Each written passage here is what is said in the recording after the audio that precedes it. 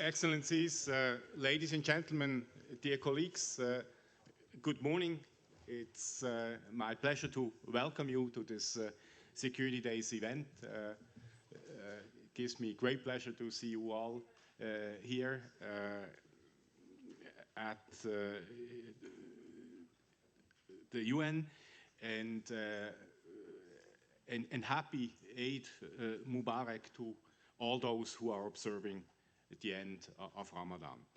I would like to start out by thanking the United Nations office in Vienna for hosting us here. This is clearly a fitting place to talk about sustainable development goals, and also congratulations on 40 years of the UN in Vienna. Without further ado, I would like to give the floor to Miva Kato, Director of UNODC's Division for Operations. This would then be followed by a video message by our chair in office, Minister Laja. Miva, the floor is yours. Thank you very much. Very warm welcome to all colleagues at OSCE and all the distinguished delegates here with us today. We're in the same beautiful city of Austria. It's not often enough that we get to come together and discuss the priority topics of our two institutions. So thank you very much for creating this opportunity. As mentioned just now, just last week we celebrated Vienna International City's 40th anniversary and its role as the hub of multilateralism. The VIC is indeed a fitting venue for OSCE's Security Days, given this event's important contribution to the debate on international cooperation. Your focus on the links between security and the achievement of sustainable development goals is particularly timely for us.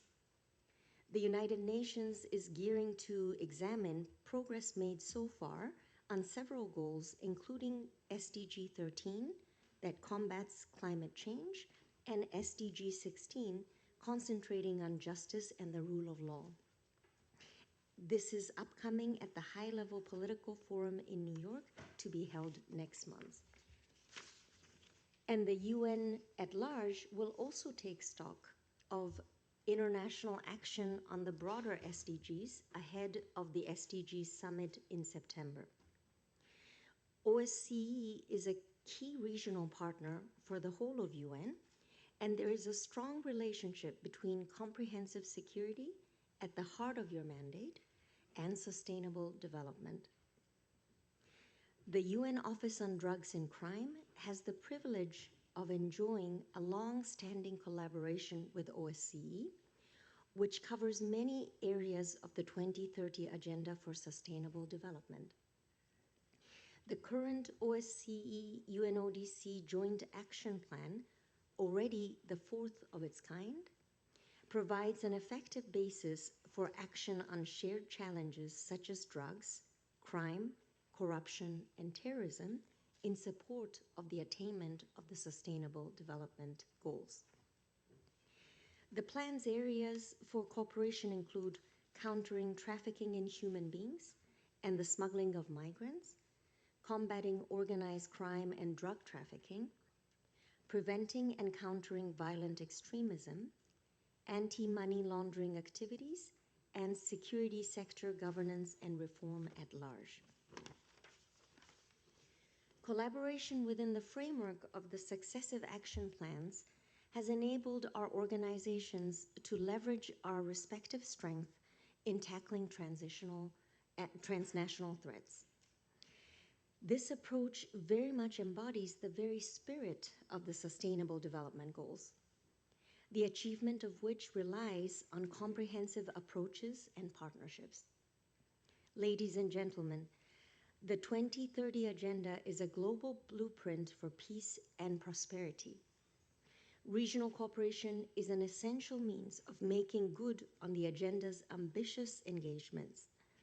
I thank you for your commitment to our shared global goals And I wish wholeheartedly for sincere, fruitful discussions throughout the security days. Thank you very much. Thank you so much, Miva, for your kind welcoming remarks. And now we would like to listen to a message by our chair in office, Minister Miroslav Lajčák. Let's see if technology works.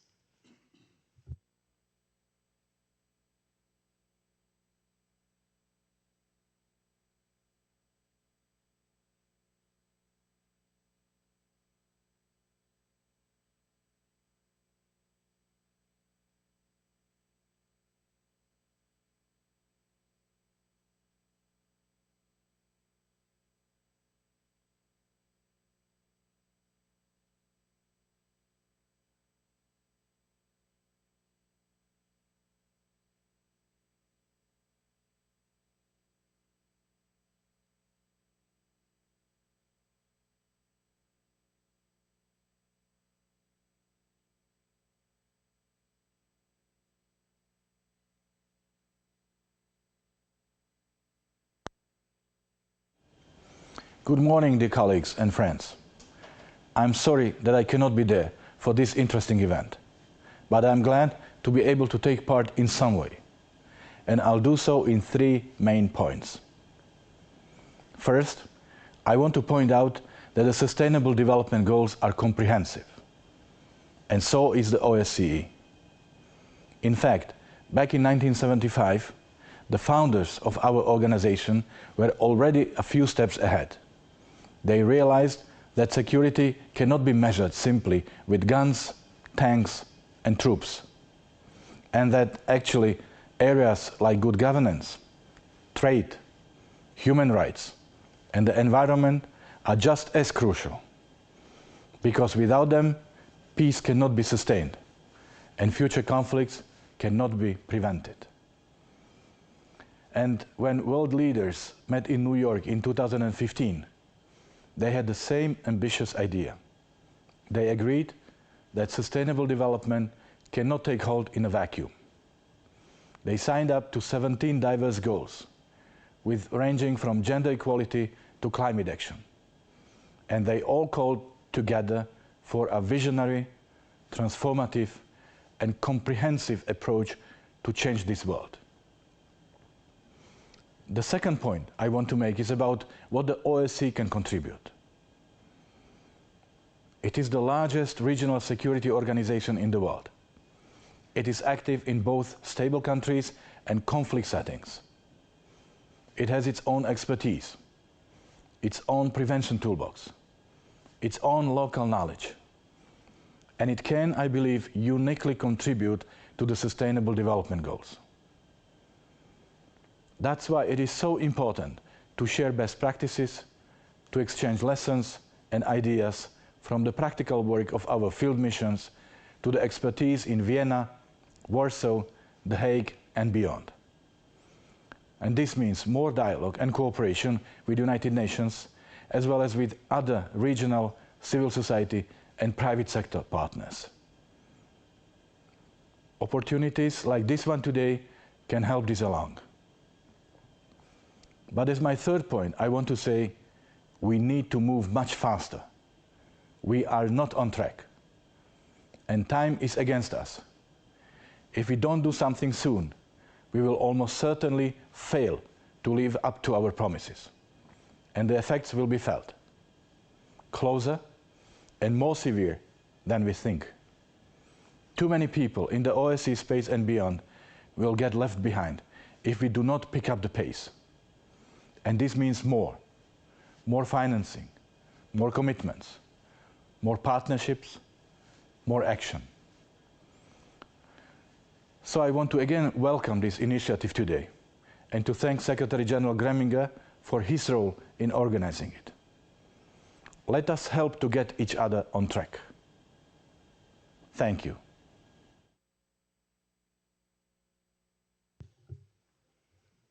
Well, it's up to me to thank our chairman in office, Miroslav Lajčák, for his clear message. He's, by the way, today in Belgrade. I would also like to thank the Slovak Chairmanship for its support for Security Days, and my gratitude also goes to Ireland for your valuable support.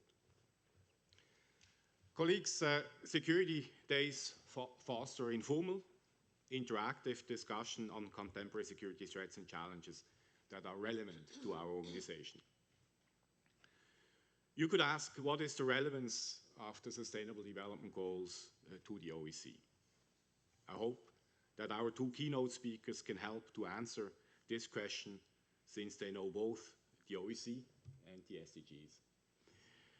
For my part, I would like to take a few minutes to frame today's discussion.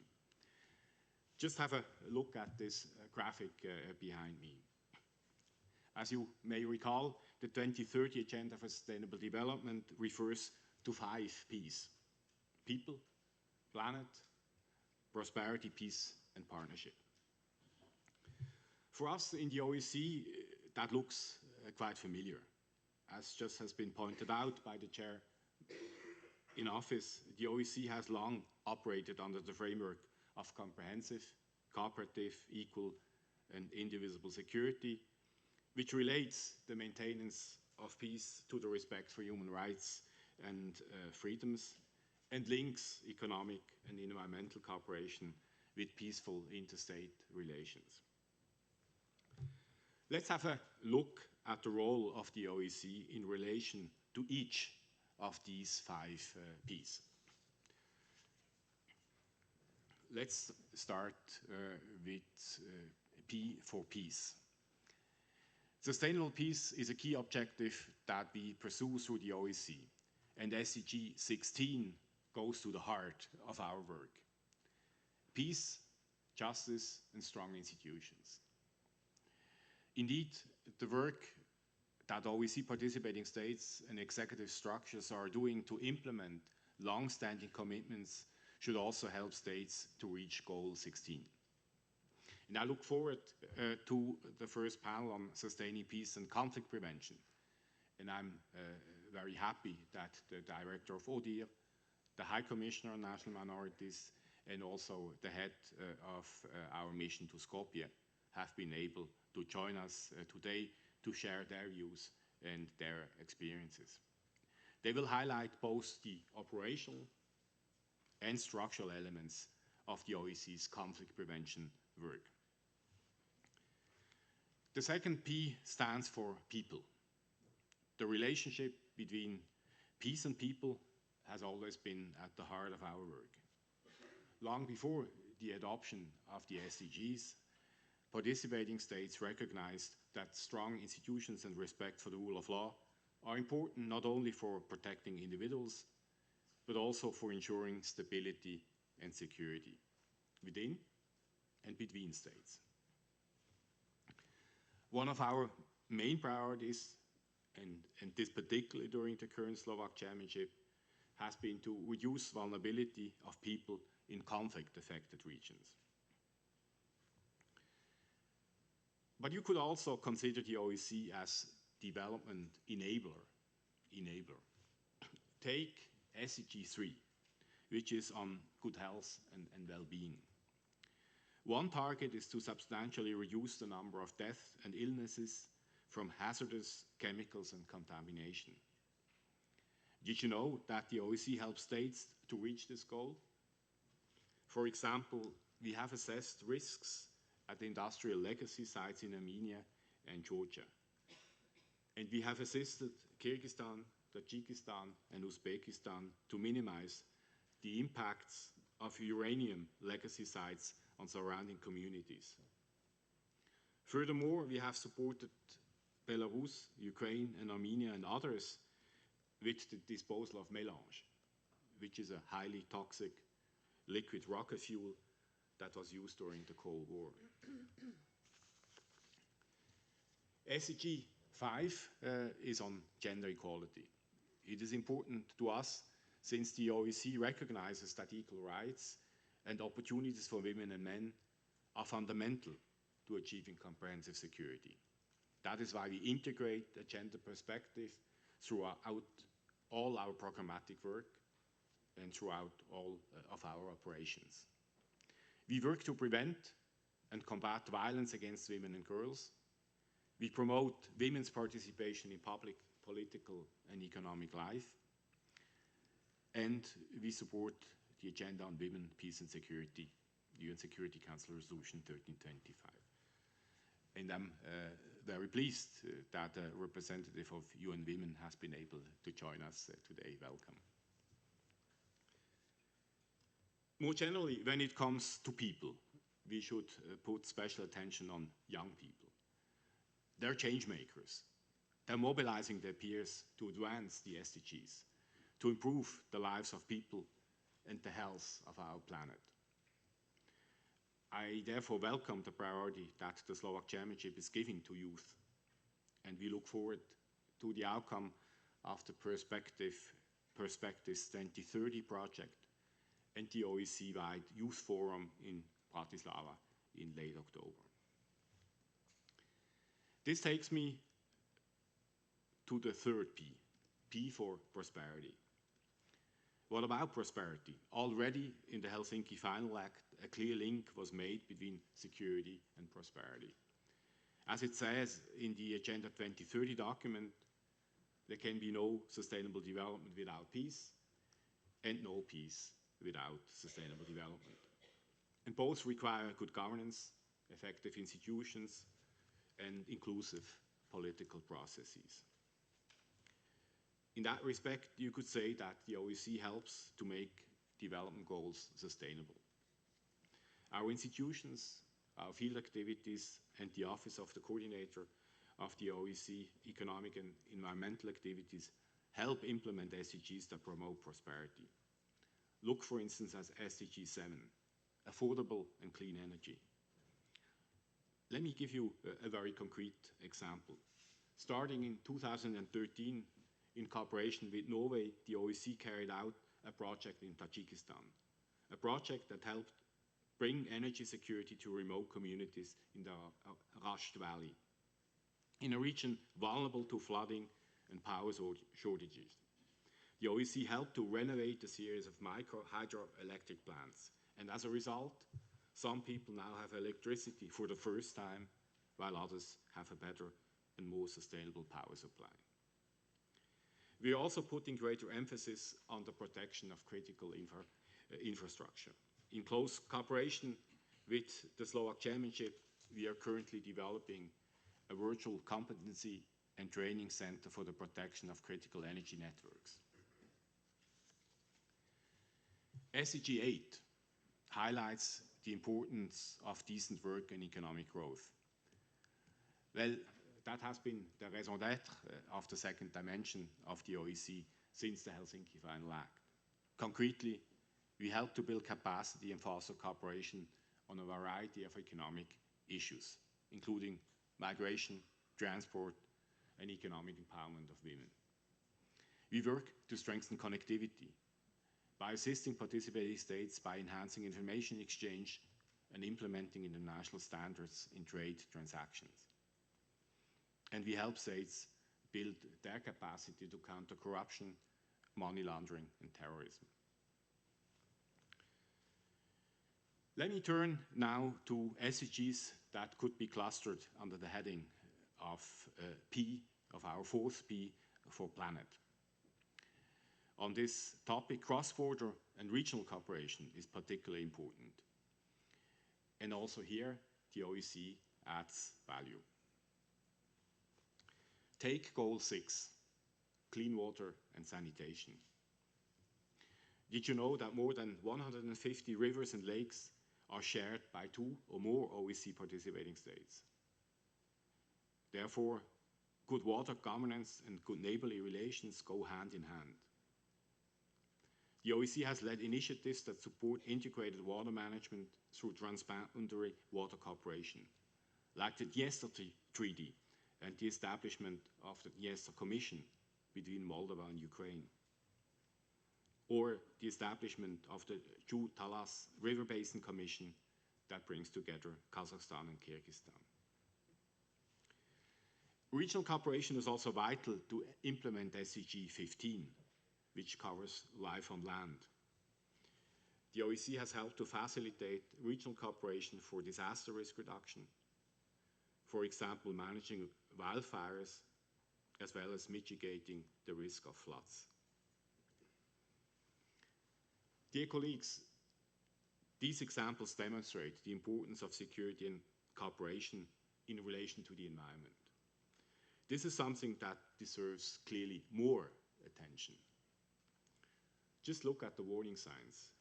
Incidents of extreme weather are becoming more frequent and more intense. At the same time, slow onset events like desertification, glacial melting, land and forest degradation, increasing temperatures and sea level are threatening food, water, and energy security. Climate change is also increasing competition over natural resources and pushing people to migrate. Are we in the OSCE ready for the impact of these threats and challenges? Frankly, I'm not so sure. Which is why I welcome the inclusion of a session on climate and security, particularly in relation to SDG 13 this afternoon. Other intergovernmental fora like the United Nations and the European Union are starting to pay more attention to this issue. And there will be a UN Climate Summit this September. What about us? I think Security Days is an ideal format to start a discussion and consider how we could do more to prevent and to prepare for the adverse effects of climate change on security. Finally, the fifth P. P for partnership. This has been a priority for me since I became Secretary General of this organization. Leveraging partnerships in support of implementation of the SDGs is part of a broader strategy that includes enhancing partnerships between the OSCE and the UN, international and regional organizations, civil society, development agencies, and the private sector. The beauty of the SDGs is that they create a global framework, as well as a common language and goals that we can rally around to transform our world. Governments are integrating them into national plans and national policies. Donors are using them as a benchmark for their support. What more can we do as the world's biggest regional security organization? I look forward in the last session this afternoon to the discussion on how we can enhance partnerships inter alia in support of the SDGs. In conclusion, dear colleagues, the issues covered by the SDGs, the strong focus on prevention, and the comprehensive approach are nothing new to the OSCE. They have been part of our DNA since the beginning. Still, it is worth reflecting on how our work contributes to the implementation of the SDGs and how these goals help to focus the work of the OSCE. In that spirit, I look forward to an open exchange of views in the course of today. I thank you for your attention, and now I'm pleased to hand over to Walter Kemp.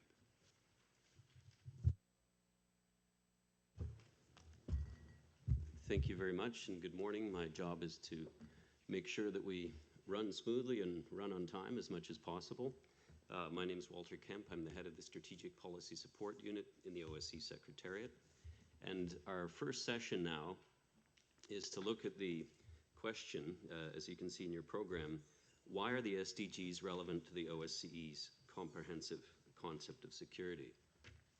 We have two speakers who are familiar with both the OSCE and the UN. You can see their full bios in the program, but to briefly introduce them, Ambassador Maria Victoria Gonzalez Roman is no stranger to the OSCE. Until very recently, she was the permanent representative of Spain to the OSCE, and now is their ambassador for the 2030 agenda.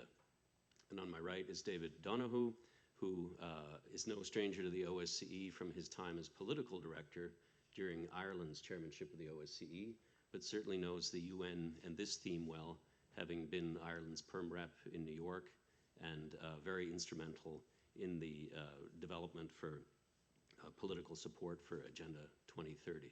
So without any further ado, I'd like to ask Ambassador Maria Victoria Gonzalez Roman to help us address this question of the relationship between the SDGs and the OSCE. Good morning, everyone. Secretary General, Excellencies, dear friends, participants that are interested or engaged with the SDGs. It's my pleasure to be here in this Security Day, and I want to thank you, first of all, the Secretary General for this invitation. I very much appreciate this initiative, dear Thomas, because this comes at a very timely moment, and it's an important discussion for the OSCE. This is an important year since 2015 that the 2030 agenda was adopted. We will hold the first global summit in September. So there will be the very first big review of the implementation of the SDGs. Prior to that, we have in June the High-Level Political Forum. This is a yearly meeting. Each year it makes the review of some SDGs, and this year there will be the review of goals 4, 13, 16, and 17. That means education, climate change, peace and security, and partnerships. These are all very important goals for the OSCE, and I think this discussion really comes at a very timely moment. The program of the Security Day will allow us to have in-depth discussions on each of these goals and to prepare for this high-level political forum. So I'm really looking forward to the discussion. It would be very important for me because, as you know, I just started my job with the SDGs very recently, so I'm not an expert on the SDGs, but I think that my experience here at the OSCE and also on the peace and security agenda for many years brings me this opportunity also to contribute to the discussion. I would make just a few remarks on 2-3 issues. One, the meaning of the 2030 agenda. 2, the role of regional organizations, in particular OSCE. And 3rd, just a few words on the national implementation of the SDGs.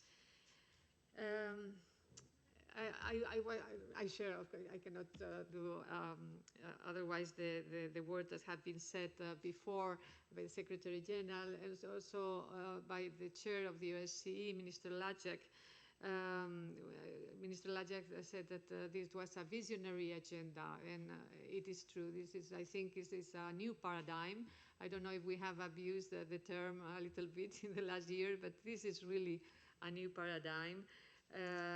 The 2030 Agenda for Sustainable Development was adopted by 193 countries. They committed to work during 15 years to meet the needs of the people and the planet. So this is really something very big and for what we are all in a way responsible. The 2030 Agenda was defined as a global transformative agenda that places equality and dignity at the center and makes a call to change the development model respecting the environment. So this is a new paradigm for development that is, puts the accent on inclusiveness and sustainability. It has, as you know, 17 goals, 169 targets. It's an ambitious approach to development. It takes this economic dimension, social dimension, and environmental dimension. We know very well at the OSCE what is a comprehensive approach The chair, Minister Lajak, his first point was comprehensive approach, and here at the 2030 agenda is very necessary because one of the conclusions that led to the adoption of this agenda is that there is an increasing interdependence between the different dimensions. One important point, this is not an agenda for development. Many people keep on considering that this is for development cooperation. It is an agenda for development cooperation, but it goes beyond that. It goes to all aspects, I would say, to our daily life. So we have to start thinking that this is something for developing and for developed countries. This is, I think, a very important aspect that is not always that has not always understood. Another important aspect of the agenda is that it works on the idea of global partnerships, a coalition of partnerships that will help to bring the agenda to its objectives. That means international organizations play a key role, regional organizations, of course, national governments, regional governments, sub-regional governments at the national level, local governments. It involves all type of actors, civil society, private sector, very important, academia, all type of associations. And what we have seen so far is that there is a keen interest from the part of the civil society and private sector to really engage in the implementation of the SDGs. It's important to take on ownership of the agenda. I think it's very important to discuss it, to explore the possibilities for contributing to attaining those goals. Well, this Security Day, I think, is a good example of using the agenda to contribute to it. I think also that something important in the agenda is the way it has been structured. I think it is really a very good job what our colleagues in New York and in the capitals did for this agenda. We have these 17 goals, as I said, and the targets. We have also what is called the 5 Ps. This is peace, prosperity, people, planet, and partnerships. These 5 Ps help us to understand and guide our work with the SDGs. If we take, for instance, the SDGs that we are discussing today, we see that they do not fall always in one of the Ps, but in several. At the same time, when we examine the implementation of the SDGs, we can think on these 5 Ps because they are an inspiration and a guidance to see if we are really committed with each of these pillars when we are working on the different goals. Here at the OSCE, the discussion today on these SDGs, I think, is very pertinent. You were talking about the different SDGs. SDG for education is, of course, very relevant. SDG 13, we are working already a lot on SDG 13, which is climate change from the second dimension. We've been, I was involved in several preparatory meetings of the second dimension, and I could verify how the SDGs have been integrated in the work of the second dimension.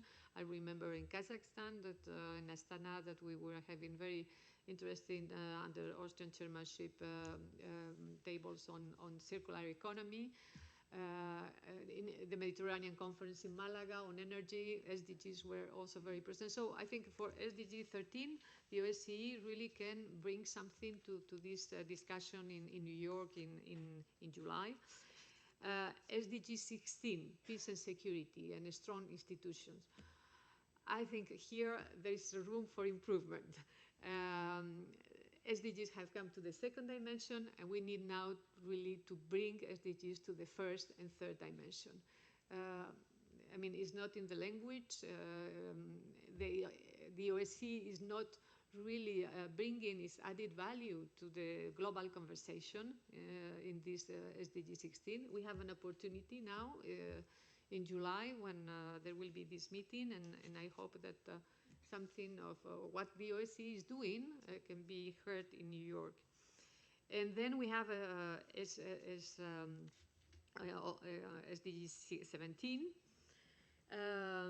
This is a goal for partnerships, which is very, very important. It's instrumental to achieve the other 16 goals.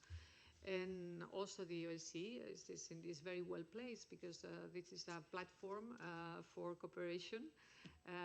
We have the expertise of bringing different stakeholders, so it's civil society, academia, etc.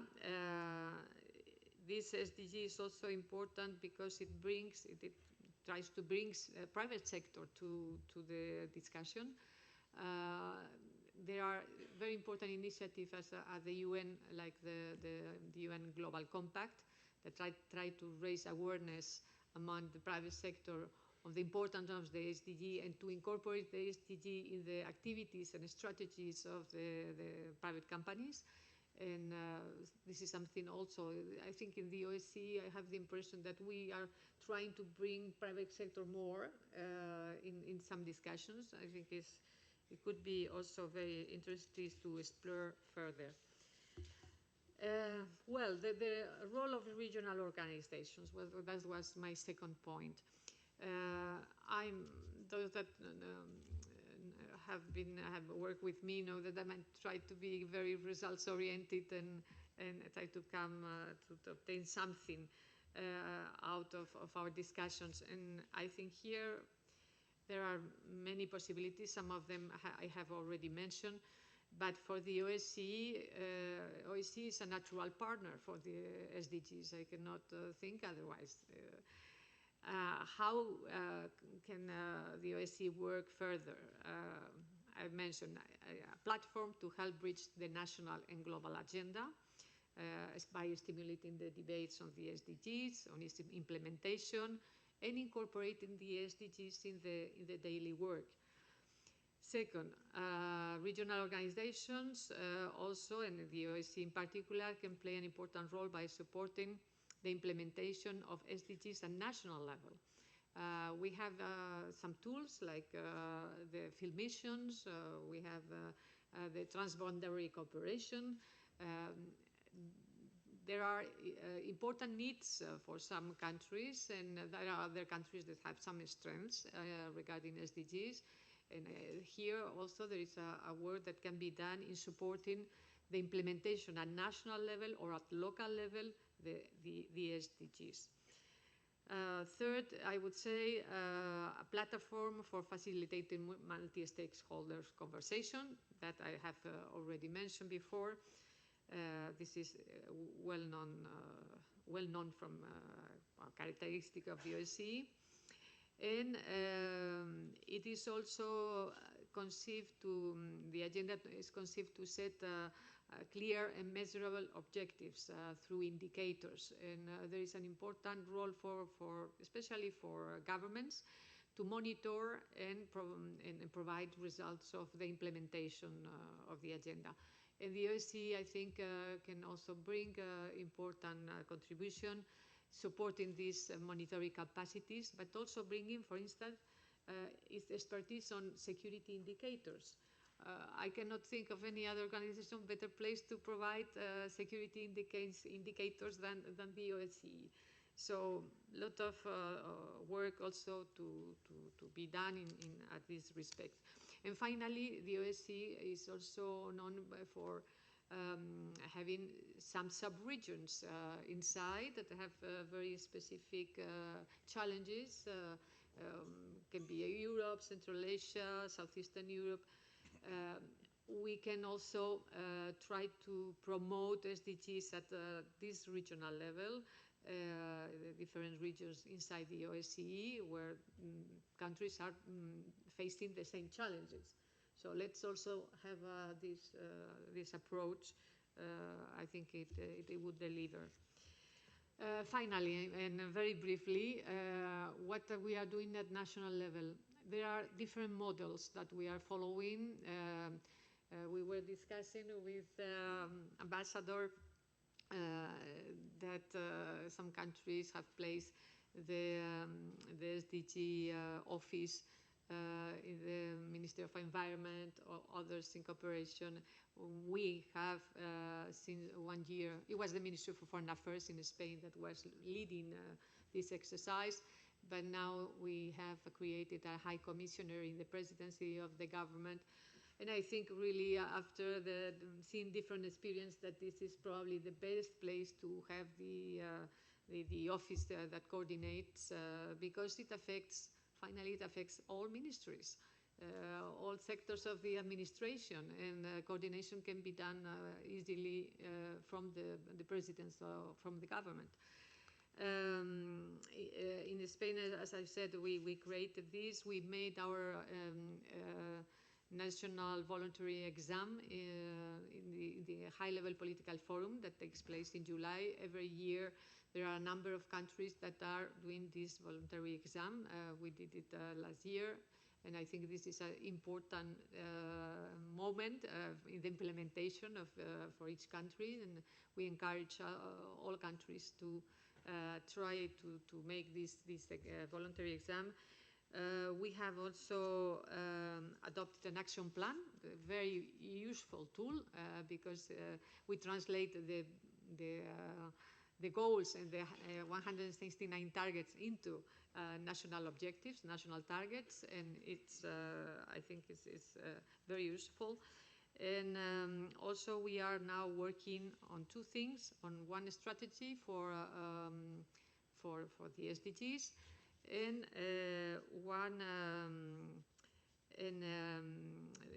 a report that review what we have done in this year. We will try to make regular reports on implementation of the SDGs. We are working also at the EU level. The EU is considering different scenarios for sustainable development. We are, of course, working or trying to push for the most ambitious scenario regarding the SDGs, and we think that as soon as the new Commission is in place, some decision will be taken at this respect. So, in short, the 2030 agenda is in the heart of the Spanish government, and we are open for collaborating with any other partner here, participating state at this respect, and of course with the OSCE. So, in conclusion, and I think we have enormous challenges, but also very important opportunities. We have a sense of urgency. Secretary General mentioned it. It is very important to act soon. There are challenges that cannot wait to be addressed. But at the same time, we have to do it with a long-term view and thinking on the future generations. For the OSCE, as I've said, there is a lot to do, more than we have done so far. But I mean, this agenda, 2030 agenda, takes some time to be grasped, to be understood, and I think we are in the right moment to really speed up and involve further the OSCE in this conversation. Thank you. Thank you very much. Ambassador Donoghue. Thank you very much, Walter. Ladies and gentlemen, it's a great pleasure to be here, and thanks very much to the OSCE for having invited me. I did have an involvement with Ireland's chairmanship in office in 2012 and got to know some of the intricacies of the OSCE. And until about a year and a half ago, I was the Irish ambassador to the UN in New York. While I was there, I co-facilitated or co-chaired the negotiations which led to the agreement on the SDGs. I did that with the ambassador of Kenya, The UN practice, as you may be aware, is to ask an ambassador from the Global North and an ambassador from the Global South to take on the chairmanship of larger and more sensitive negotiations. The theory is that they each bring some understanding of the concerns in their part of the world. In fact, as time goes by, we end up almost going beyond the concerns of our parts of the world and we had one responsibility, which was to get the agreement over the line, however we did it. So with a certain amount of Irish luck, we actually finally achieved it on the 2nd of August in 2015, and a month later then the SDGs were adopted by the heads of government.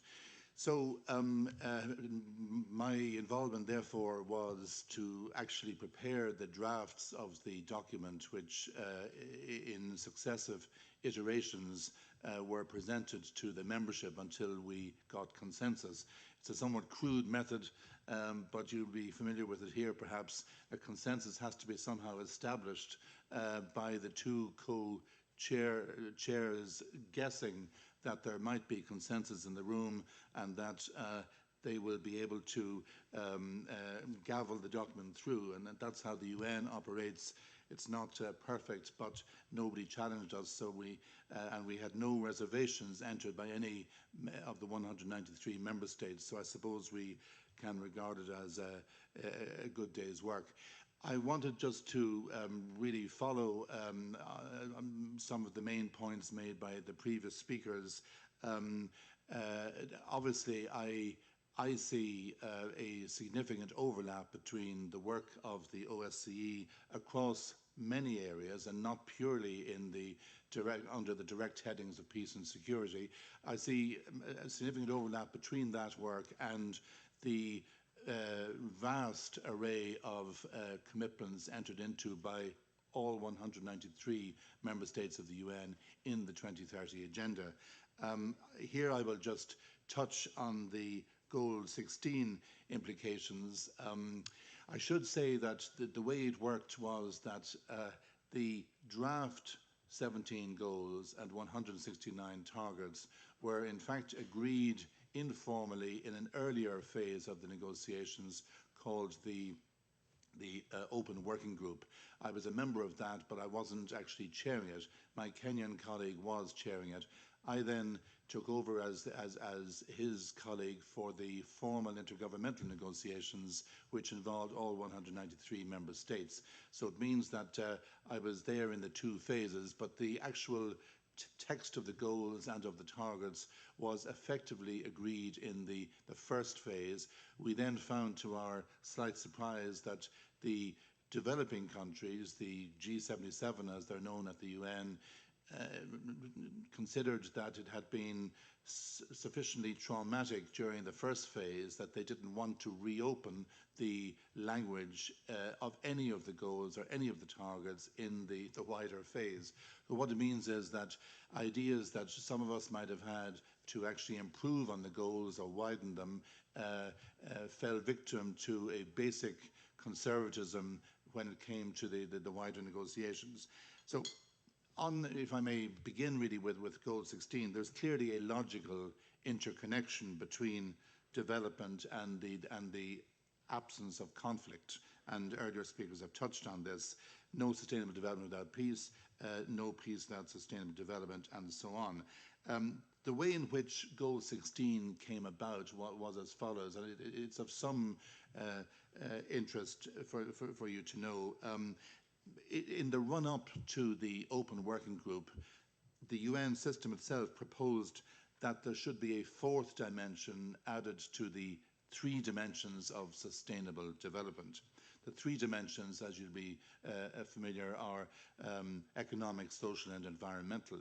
So the UN system proposed that there would be a fourth, which would read as follows: peace and security, including freedom from political persecution, discrimination, and all forms of violence.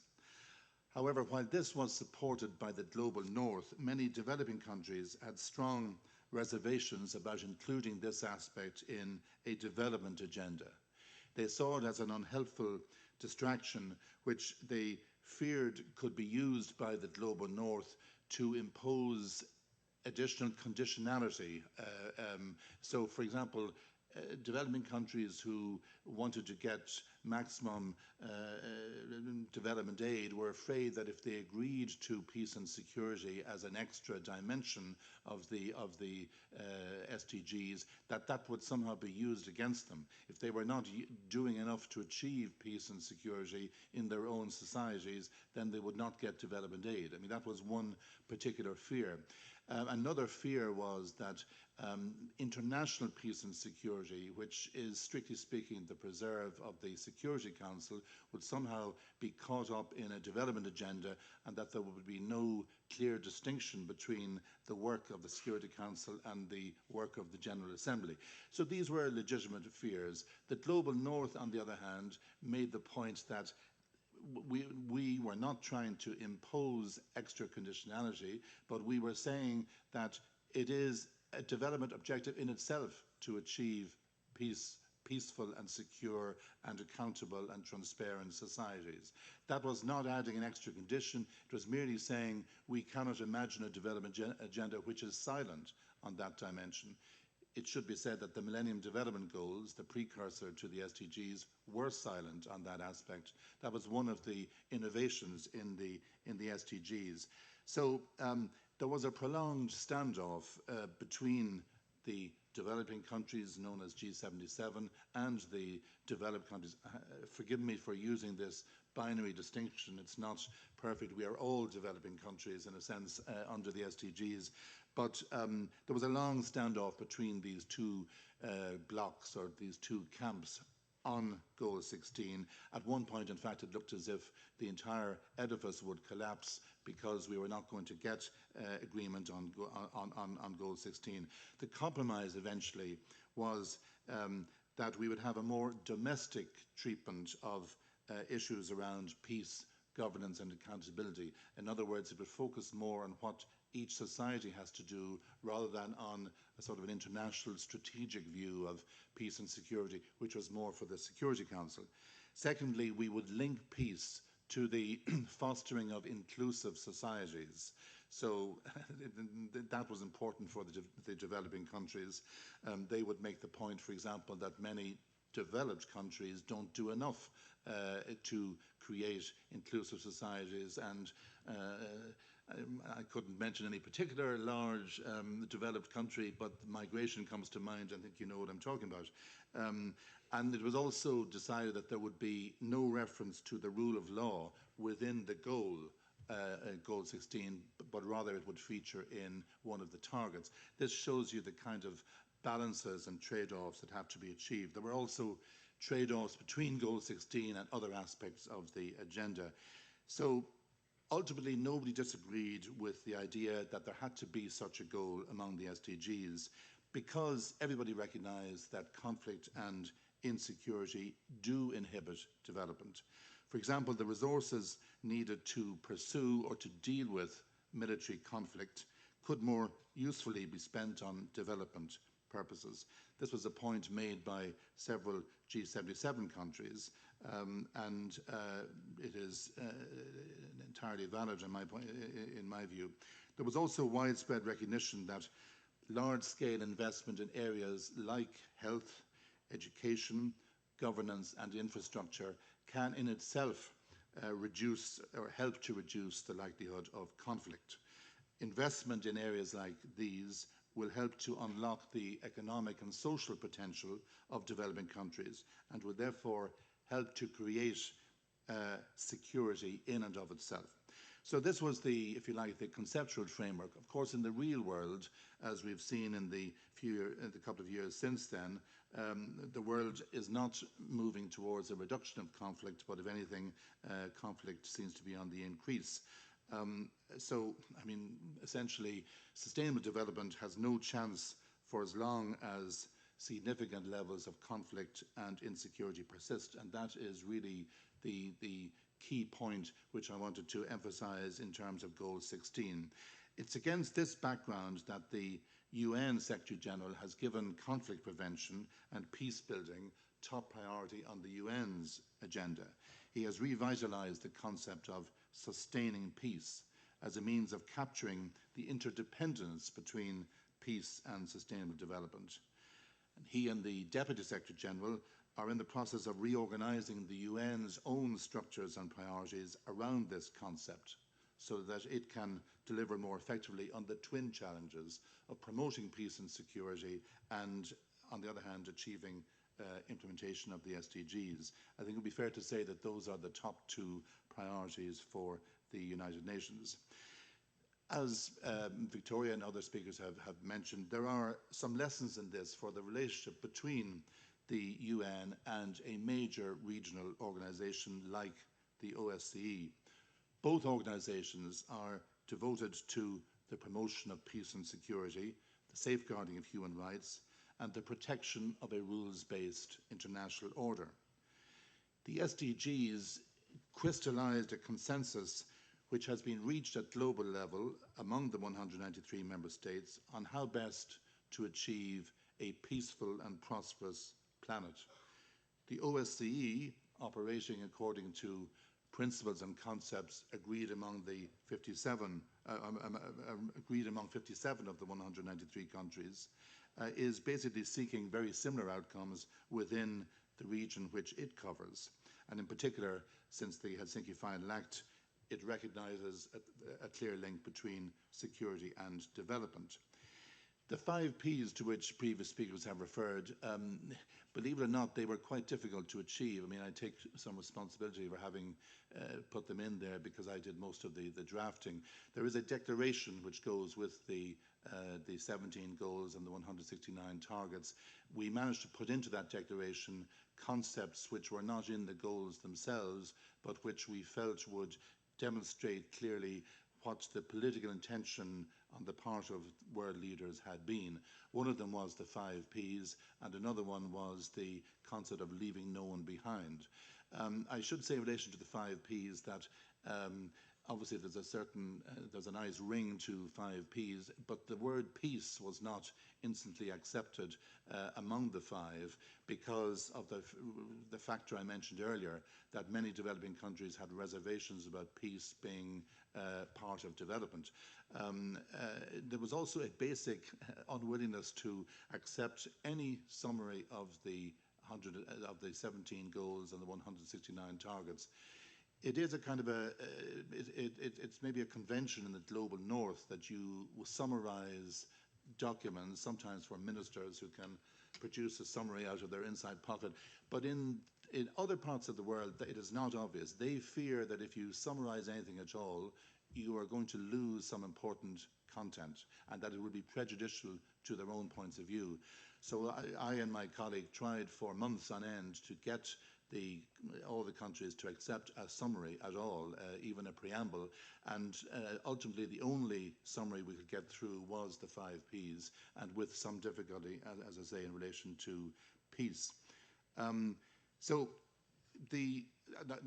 another important point to bring out is that we're not talking purely about 17 goals on their own and the accompanying targets.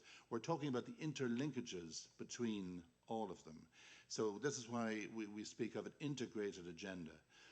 We're not going to actually achieve real transformation in the world unless these interlinkages are understood and acted upon. You can call them synergies, you can call them coherence, but it means that a health outcome will not be achieved unless education, water, gender equality, and various other goals are allowed to interact.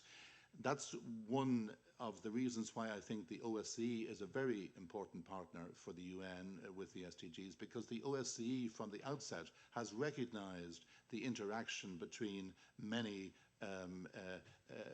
of these priority policy areas. And as others were saying, it is very much, the OSCE has led in that respect for the last 40 years. So in a sense, the UN has picked up a concept which the OSCE, I think, first laid out, and it has translated that into the first truly global agenda.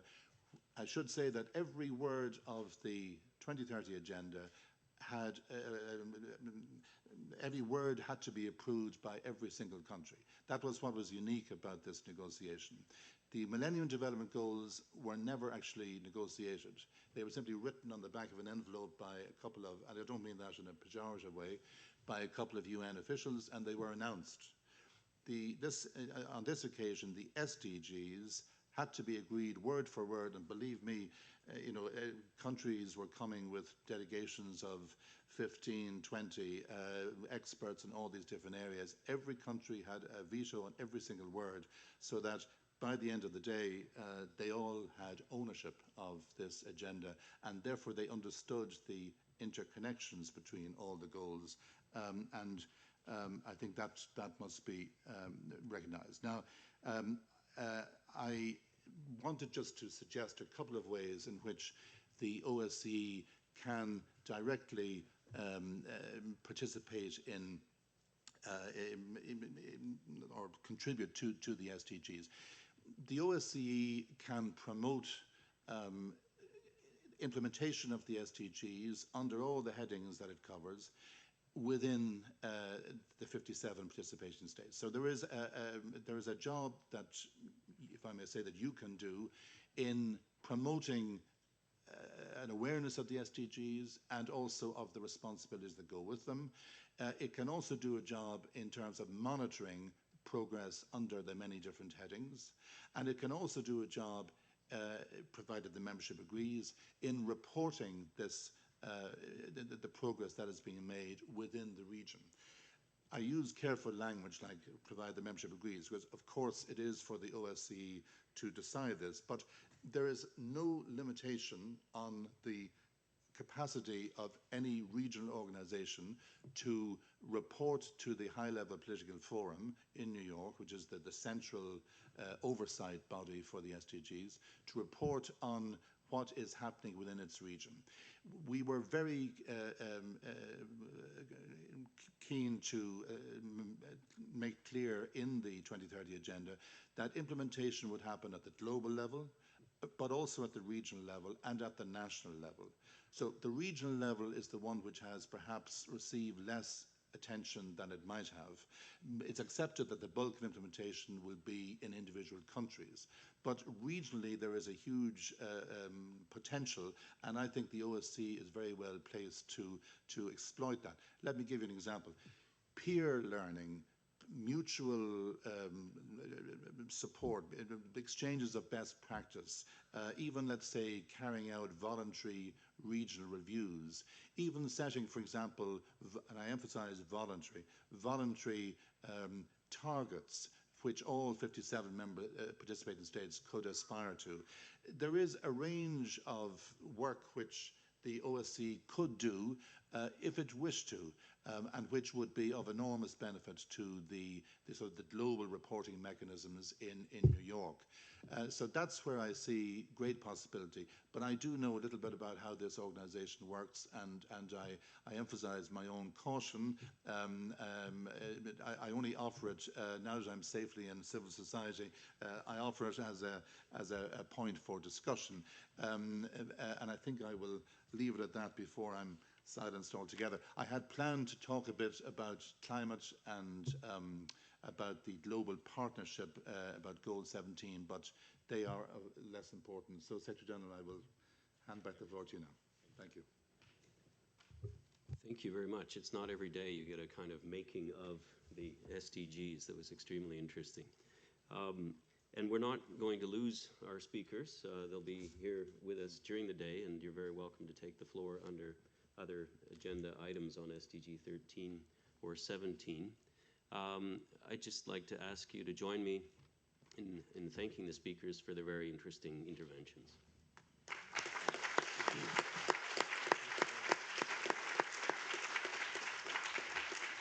So we won't have a break now. We will simply reconfigure the top table here, but you're welcome to have a stretch for a couple minutes, but we will continue with the program on SDG 16.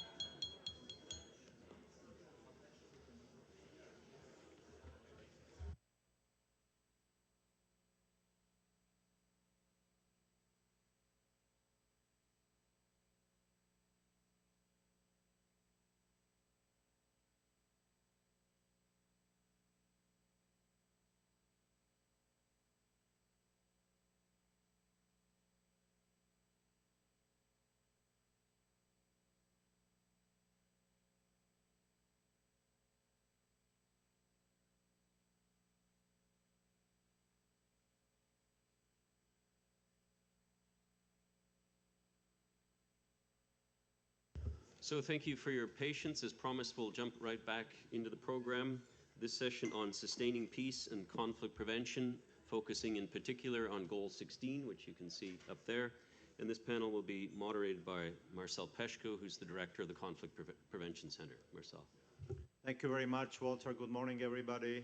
Excellencies, ladies and gentlemen, I'm really honored to have the opportunity to be here and talk about, I think, is the really the flesh on the bone when it comes to SDG 16 and the OSCE, which is conflict prevention, and conflict prevention in its longer perspective. I'm glad to be joined by a very distinguished panel consisting of experts from different perspectives, operational, conceptual perspective. Of course, Ambassador Zanier, currently the High Commissioner of National Minorities, former Secretary General. He will have a lot to say about how to achieve, how to invest more in addressing the minority issues from a comprehensive perspective to prevent conflicts. Director of ODIHR, Ingeborg Isladottir, I think with a vast experience in working in the UN Women's Agenda, but also now dealing with the strengthening of democratic institutions across the OSCE and looking how through a comprehensive build-up we could really make the peace more sustainable. I'm also happy to be joined by Ambassador Koya, just recently chairing the Permanent Council with a huge diplomatic experience, currently of our head of our mission in Skopje. So I'm very much looking forward, Clemens, to your practical perspective on how the OSCE missions are working in that area. Last but not least, the Director for Police Division in the UN Women, Madame Päivi Kanisto. Thank you very much for accepting the invitation to come here, and I'm very much looking forward to your contribution to give us the UN Women perspective on that issue. So let me perhaps also set the scene, and many good things have been already said about the connection between what the SDG 16, and you can read it there, means for the OSCE, and how the OSCE's conflict prevention perspective can contribute to its implementation. You know, I would say that those who drafted this goal definitely had very good understanding of the comprehensive approach to security. However, we just heard from Ambassador Donoghue there have been some limitations. Therefore, it's not fully in line of what the OSCE stands for, but it's important that the Sustaining Peace Agenda is talking about fundamental pillars, peace and security, development, and human rights. So this connection is very, very important, and it talks about addressing the root causes. So here we are looking at the issue not from the ad hoc perspective, dealing with the conflicts, raising awareness about the conflicts, but also about how to invest to make our societies more inclusive, to provide more justice for all, and accountable and inclusive institutions build up at all levels. And I think this provides for long-term sustainable perspective. And this is very much in line what the OSCE has been standing for, is promoting today. And therefore, this nexus between preventing violent conflict and ensuring sustainable development and the quality of it, I think it should be very much in the focus of our discussion. And I'm looking forward how we could improve here, because we know that fragmented societies with exclusionary policies, democratic deficits, ethnic, religious tensions, sectarian differences provide for higher risk of an escalation or reoccurrence of the conflicts, as we can see also currently in the OSCE area. We are seeing further renationalization of policies in Southeastern Europe. We are seeing greater role for radicals and extremists. We are seeing still not strong enough democratic institutions across the OSCE area, where we have to, in a way, face again risks of the escalation, not only in the Southeast Europe. I mean, there are also other regions where we still have a lot of work to do. And if we look at this large conflict we have to deal with in the east of Ukraine, all these aspects are there. I mean, we see really weak institutions. We see no real democracy on the ground. We see restrictions when it comes to freedom of media, when it comes to freedom of assembly. We see huge environmental risks which are out there, and ongoing tensions.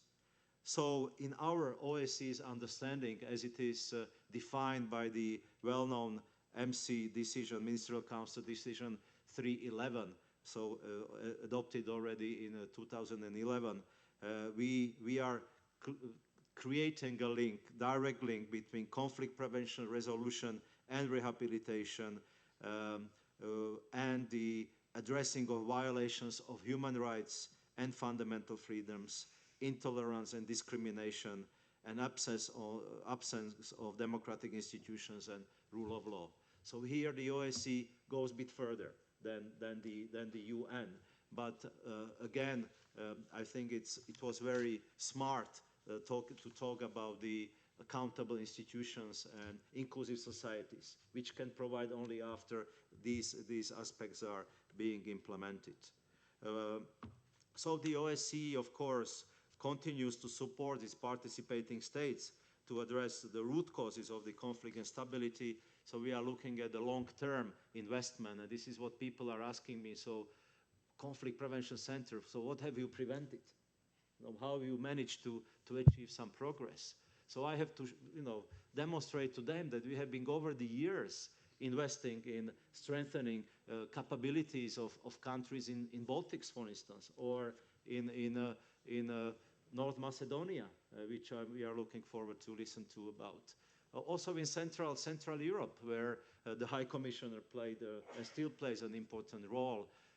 Also through democratic elections. I mean, those are all these investments, long-term investments in prevention of conflicts, only that we have to really have better understanding of that. For that, of course, we have the nexus of the field operations, 16 of them currently working across the comprehensive approach of security on different programmatic and project work. I'm not going to enlist all of those. So it's important that we have our presences on the ground and continue to have the presences on the ground as to continue support participating states where they operate in building up these capacities.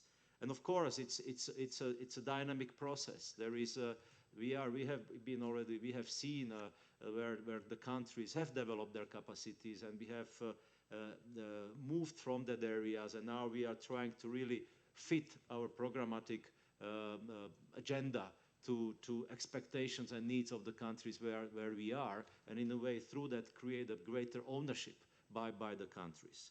Where I see some question mark is that we are not covering with the field operations the whole area of the OSCE.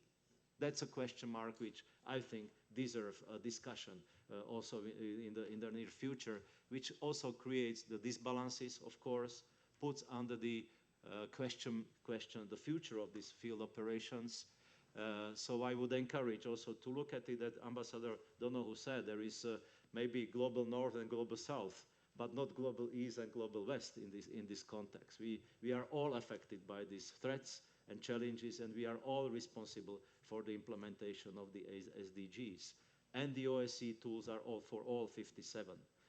And here the institutions, I think, play more balanced role as they are very much involved across the East-West divide and promoting these capacity building and implementation of the OSCE commitments, irrespective of the East and the West of Vienna.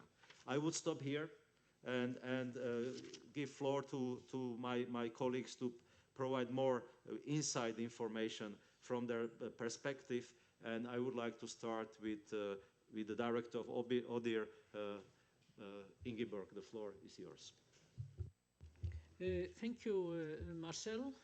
Excellencies, ladies and gentlemen, I would like to start by thanking the Secretary General, Thomas Greminger, for his kind invitation to address you all here today, and particularly mention that I'm very happy that the Sustainable Development Goals are on the Security Days agenda this year. And actually, I think that we do not do enough of connecting our work to the SDGs. Although we are in our work implementing them every day, we do not connect somehow directly to these goals, as we should do, just to raise awareness also of the connection between our work and these goals. So this is, for me, when I was listening here, it was kind of thought-provoking that we need to do more of this. As most of us in this room know, the relationship between peace, security, and development lies at the very core of the OSCE comprehensive concept of security, as has already been mentioned here by other speakers.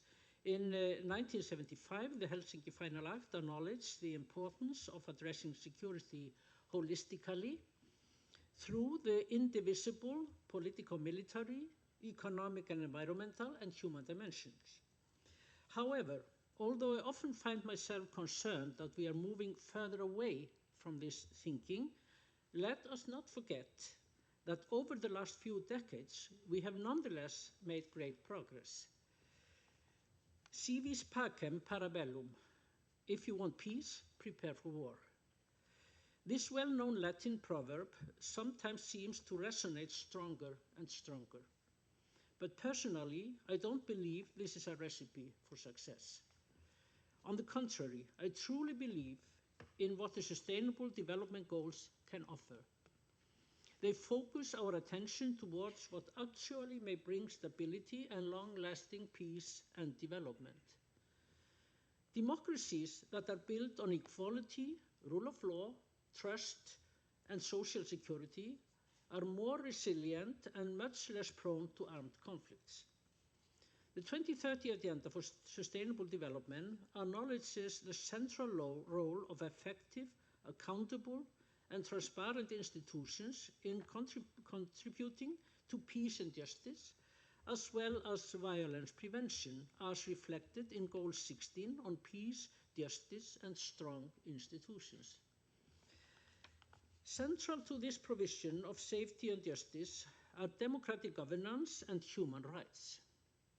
As a principle, OSCE participating states ensure that their institutions act in an effective, accountable, and transparent manner, and that decision-making at all levels is responsive, inclusive, participatory, and representative. These values are very closely integrated into the work of my organization, ODIHR. We provide support, assistance, and expertise to participating states and civil society to promote democracy, rule of law, human rights, and tolerance and non-discrimination. ODIHR observes elections, reviews legislations, and advises government on how to develop and sustain human rights compliant and gender-sensitive democratic institutions. And actually, what we are doing in our work, we are working mainly on two goals, that's to say Goal 16 and Goal 5 on gender equality. But let me now highlight some of ODIHR's contributions through concrete examples to give you a better overview how this looks in practical terms and how ODIHR, and consequently also the OSCE, contributes to the implementation of the 2030 Agenda. Firstly, when it comes to rule of law and equal access to justice, which is the SDG 16.3, the concept of rule of law is a cornerstone of the OSCE's human rights and democratization activities. ODIHR supports judicial and legislative reforms to ensure that judiciaries operate free from undue influence. We also promote institutional reforms to better enable key actors in the criminal justice chain to perform their duties transparently, and in compliance with human rights obligations. The regular expert forums on criminal justice for Central Asia, let me just mention that, because it has for the last 10 years served as a platform for all criminal justice experts in this region and is an interesting example of ODIHR's convening power on these principles. ODIHR continues to provide civil society with the skills and methodology to observe trials and analyze their findings. Here, I should also mention the yearly Human Dimension implementation meeting, which I believe plays a very important role. Recently, ODIHR has been expanding its approach to monitoring by looking more closely at gender aspects of fair trials and at processes for the selection, evaluation, and promotion of judges. ODIHR also continues to assist participating states in meeting OSCE commitments relating to the independence and accountability of judges. My office also works closely with security and justice providers, such as the police and the courts, so that they can enhance their efforts with improving their provision of services to combat all forms of violence. In tandem, we work with parliaments and their specialized committees that have a stake in overseeing the performance of security and defense institutions.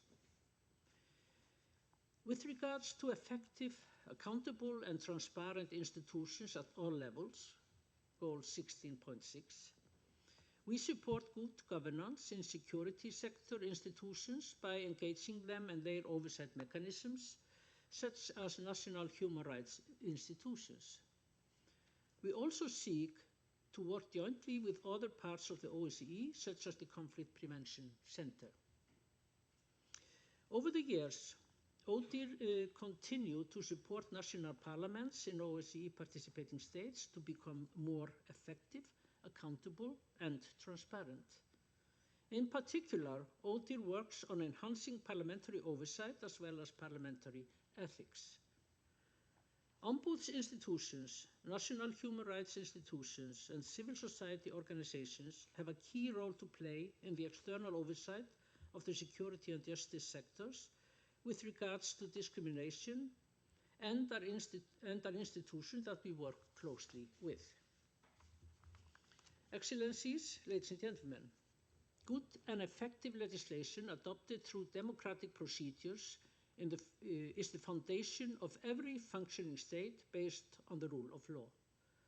To ensure the quality and effectiveness of laws related to the human dimension, ODIHR supports participating states by reviewing their lawmaking systems and relevant legislation. In the last year, ODIHR published more than 20 legal reviews on human dimension topics for the participating states. I would like to mention another goal here, too, that is of particular importance as it touches upon every aspect of our work, and this is, of course, Sustainable Development Goal 5 on gender equality, and on empowering all women and girls, which marks the global commitment to dismantle barriers to women's participation in all spheres of life. In line with the 2030 Agenda, ODIHR strives to empower women, promote their engagement in peace and security, and to mainstream gender into policies and activities, both with OSCE participating states and in the institution. Excellencies, ladies and gentlemen, I think I can say with conviction that ODIHR is contributing significantly to the Sustainable Development Goal Agenda. We do this within the framework of our mandate and in close coordination with other multilateral institutions. However, in the beginning I spoke of a sense of backslide and the need for us to be vigilant.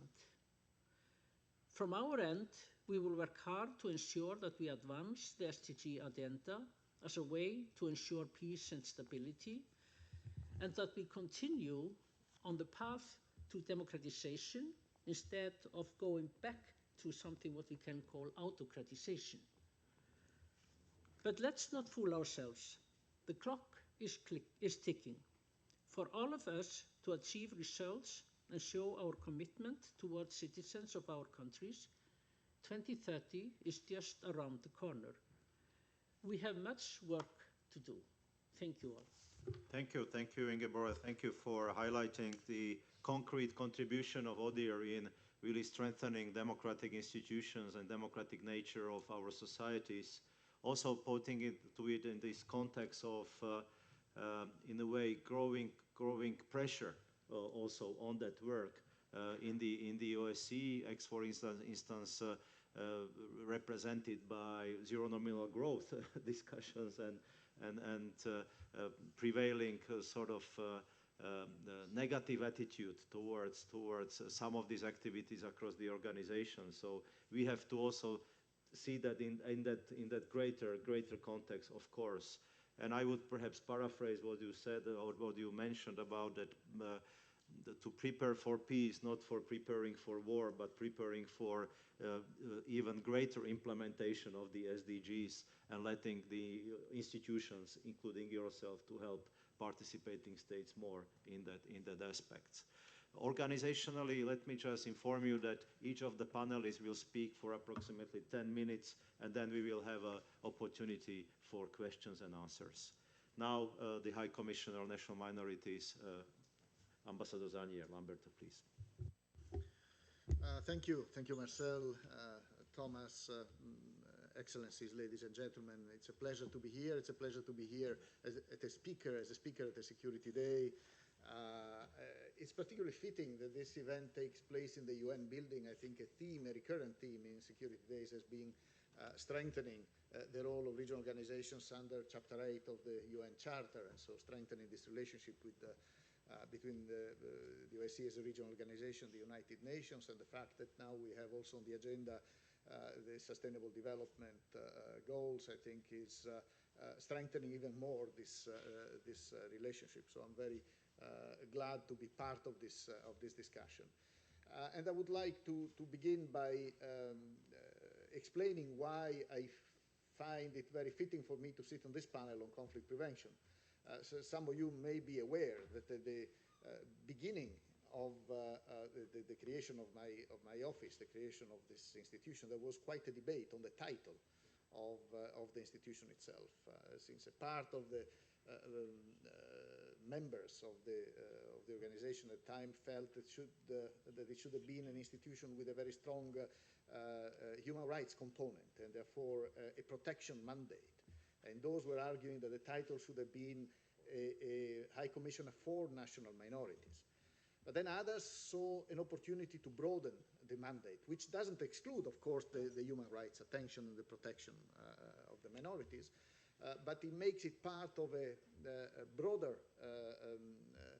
approach that is focused more on looking at relations within the societies, relations between majority and minorities, looking at how stable those relations were, where they could result into crisis or even conflict, and issue early warning and have an action of conflict prevention. So this is where the relevance, in a way, of my mandate for this discussion is coming from.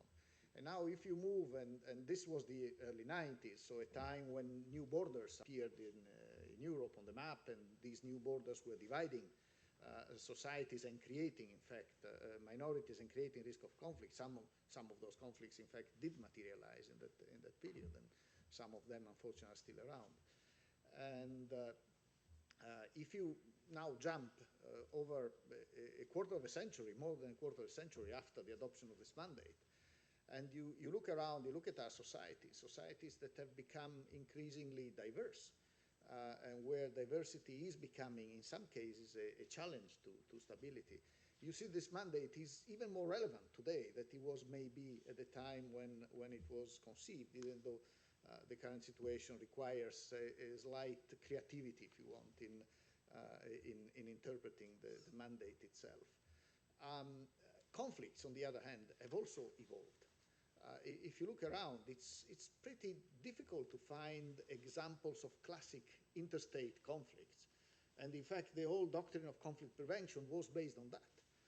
And the role that David Donoghue was mentioning earlier, the Security Council in addressing through its own interstate, strict interstate system of relationship and mechanisms, the frictions between the great powers, the members of the Council, and then more broadly the UN community, are primarily focused on that. But then if you look around and look at the conflicts that we have, we see that most of them stem from inside the societies. Ethnic strife, polarization of groups within societies, of course, with an external component, because there are the external actors that have their own agendas that have an impact on these conflicts. So that role still continues of the interstate negotiation to try to address problems related to conflicts. But there is another angle, and the other angle is that of the resilience of the societies themselves to conflict. So there is quite a space for the international community to intervene, to try to make societies stronger, better integrated, more cohesive, and more resilient to conflict. So this is the direction that we are taking in our work, and making societies more stable is certainly a strong investment for the future. And this brings in a number of considerations as to the tools that are required. In fact, the toolbox that is required to address this kind of challenge is very broad. And actually, it's very broad as the Sustainable Development Agenda, and in many points it coincides. One area, I was surprised myself when I started this job, one area where I found I needed really to invest and to pay a lot of attention is education. Education, and here we have goal 4, quality education. Education means a number of things. First of all, investing on the younger generations, because it's always long-term policies that you need to try to strengthen the integration of societies. So working with the youth is important. Secondly, looking at the education models and making sure that education is not dividing societies, is not segregating parts of the society, but it becomes a primary tool of integration, giving space and recognizing the role of each component of the society, so that minorities can learn their minority language, can study their minority language, but in the context of a process where the state language becomes the unifying factor. So everybody converges in a direction where everybody at the end, regardless of its background, ethnicity, religion, or whatever, can fully participate in the public life, in any aspect of the life of the society, of the country where he lives. This will make the country better integrated. This will allow every component of the society to bring his own diversity as a richness and put it at the disposal of the society itself. So strengthening it and enriching it in many ways. So moving in that direction is challenging, of course. It requires long-term policies. It requires, I would say, a vision, a strong vision for policies that are leading to sustainable solutions for the societies themselves.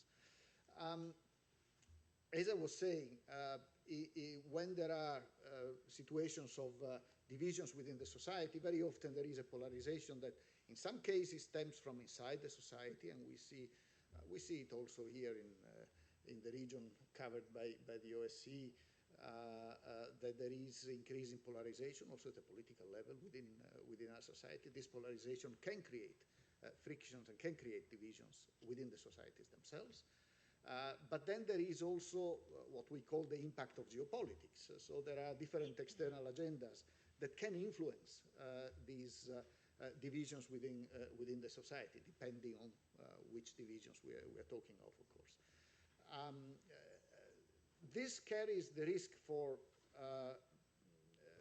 institutions that operate within to assist the society and to and to promote policies of integration, to be perceived as taking sides with one group against another, with the government against the government, or whatever. And this can make or can undermine the effectiveness of the operation. So what my institution has discovered, has developed over the time, is that it is useful to look back at what one has done, look at the areas that are considered critical for intervention to support this development of processes of integration of societies, and look at the main policy areas and develop recommendations on how they should be dealt with. And we have now a set of recommendations that would have been published and they are constantly promoted that cover many of the areas, education being one. These recommendations are built, they are not documents that are approved by participating states. They are recommendations that stem from best practices that have been observed, lessons that have been learned in the positive or in the negative, so what worked, what did not work. Advice of recognized experts. There are centers of excellence on these things in many places, so also partnerships with experts. And this allowed us to build these sets of recommendations that we can use then, traveling to a certain place, looking at a certain situation, and when one side pulls you on one side and the other on the other, you take out the recommendation and say, well, this is what we advise, and where do you stand? And then looking at the various parameters, the various policies that you suggest, and see how this fits, how this can be adapted. Of course, we know very well that no single solution applies everywhere, so you need always to adjust your policies to the realities, the culture, the history of places where you operate. But that's a very good starting point. So this, I was mentioning education, but as we are under Goal 16, an important area of attention is rule of law. We have recommendations on policing, we have recommendations on access to justice, credibility of rule of law in the society, the perception that the law is there and it's there for everybody without distinctions and without discriminations. I think that's a very solid basis for also a solid process of integration of the society. If there is a perception that certain groups of the society have a more favorable treatment, justice or by the police, this will be, in the long term, a problem and will create instability in the society. Media is an important area where all parts of the society should have freedom of expression. Most recently, we've been looking at the impact of social media also, and so the digital media and minorities. The issue of language, in some cases more than others, having possibilities of for different groups to express themselves in their own language. Trying to regulate also the relationship between countries on the issue of minority groups, the so-called, as we call them in a somewhat technical way, king states, and the role of the king states. So the countries have a role to play when it comes to their communities in other countries, but there is a limit to how much this role can be played. If this role creates problems in the integration of those communities in the countries where they reside, then it is a problem. And then it's not acceptable anymore, and we need to show a red flag in a way, and to show that there is a problem there. Gender, and we will hear more on that. But often, as I travel and as a group, as I meet with representatives of groups within societies, very often I see that there is a strong gender imbalance. And very often I make the point also to my interlocutors that I would like to see all segments of the society represented. And we do make a point in mainstreaming gender consideration in all our programs of support to the countries that we work with, because we do feel that we need to tap on every segment of the society. I mentioned youth earlier, but certainly gender is another important angle. Let me come in concluding a little bit more closely, focus more closely on sustainable development. I mentioned a few a few goals. One that I didn't mention is 17, which is partnerships. That is also, in our view, an important one. This is, I go back to what I was saying at the beginning, Chapter 8, and the role of regional organizations in supporting the UN, but also looking at what regional organizations themselves do, and maybe try to better communicate and to better inform each other on successes, policies, tools that individual organizations within their mandates and with due respect to their mandates have developed to address these issues. So what we have done, last year we tried in New York to invite a number of regional organizations for an event focused on this, on preventing conflict through mechanisms that focus on integration of societies, so as a conflict prevention tool. This year we will repeat it, and we will repeat it in the margins of the high-level political forum on the SDGs. It will be on the 19th of July in New York. It's a side event to the HLPF, and whoever is interested, feel free to join us and to participate in the discussions there. We're inviting a number of regional organizations to join us, to sit in panels, to present their views and to learn from each other. So it's as simple as that, but with the SDGs in the background of this discussion, also to show how the job we do can be of relevance to not only support the implementation of the goals, but also to promote and better promote the knowledge and also the understanding of how we can look at many aspects of this international agenda and support it in its implementation in a very practical manner.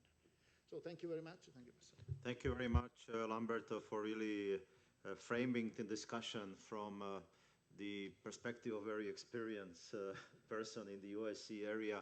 And I particularly liked when you mentioned that the mandates which the OSCE institutions have agreed on 2-3 decades ago have to really follow the dynamics, and there are changes in our societies. You mentioned growing diversities, and we have to look how we can use the existing mandates, existing tools to address these growing diversities, which might lead or are already leading in the tensions within societies. And thank you also to pointing to building up or focusing on resilience. This is a very modern word now used by many organizations, particularly European Union.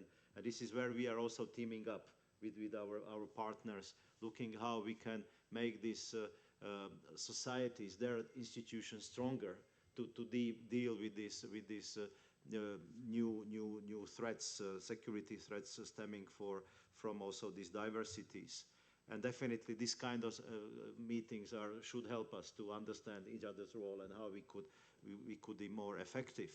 Thank you also for pointing to the growing role of geopolitics and in our work, and in a way pressures we have to deal with when it comes to ensuring the coherence of our work. You feel it in your area, I feel it also in the Secretariat, in the CPC.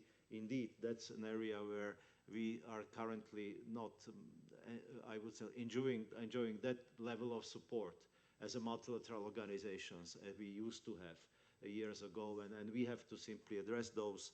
And you also mentioned that your mandate allows you to come with the policy papers, with the policy advices, and build up around that. And this is perhaps something we should learn also from you, and we should also try to be more visible when it comes to using different tools vis-a-vis other organizations, particularly to UN. And clearly, we are taking on board your recommendation, how you managed to present these in the UN context.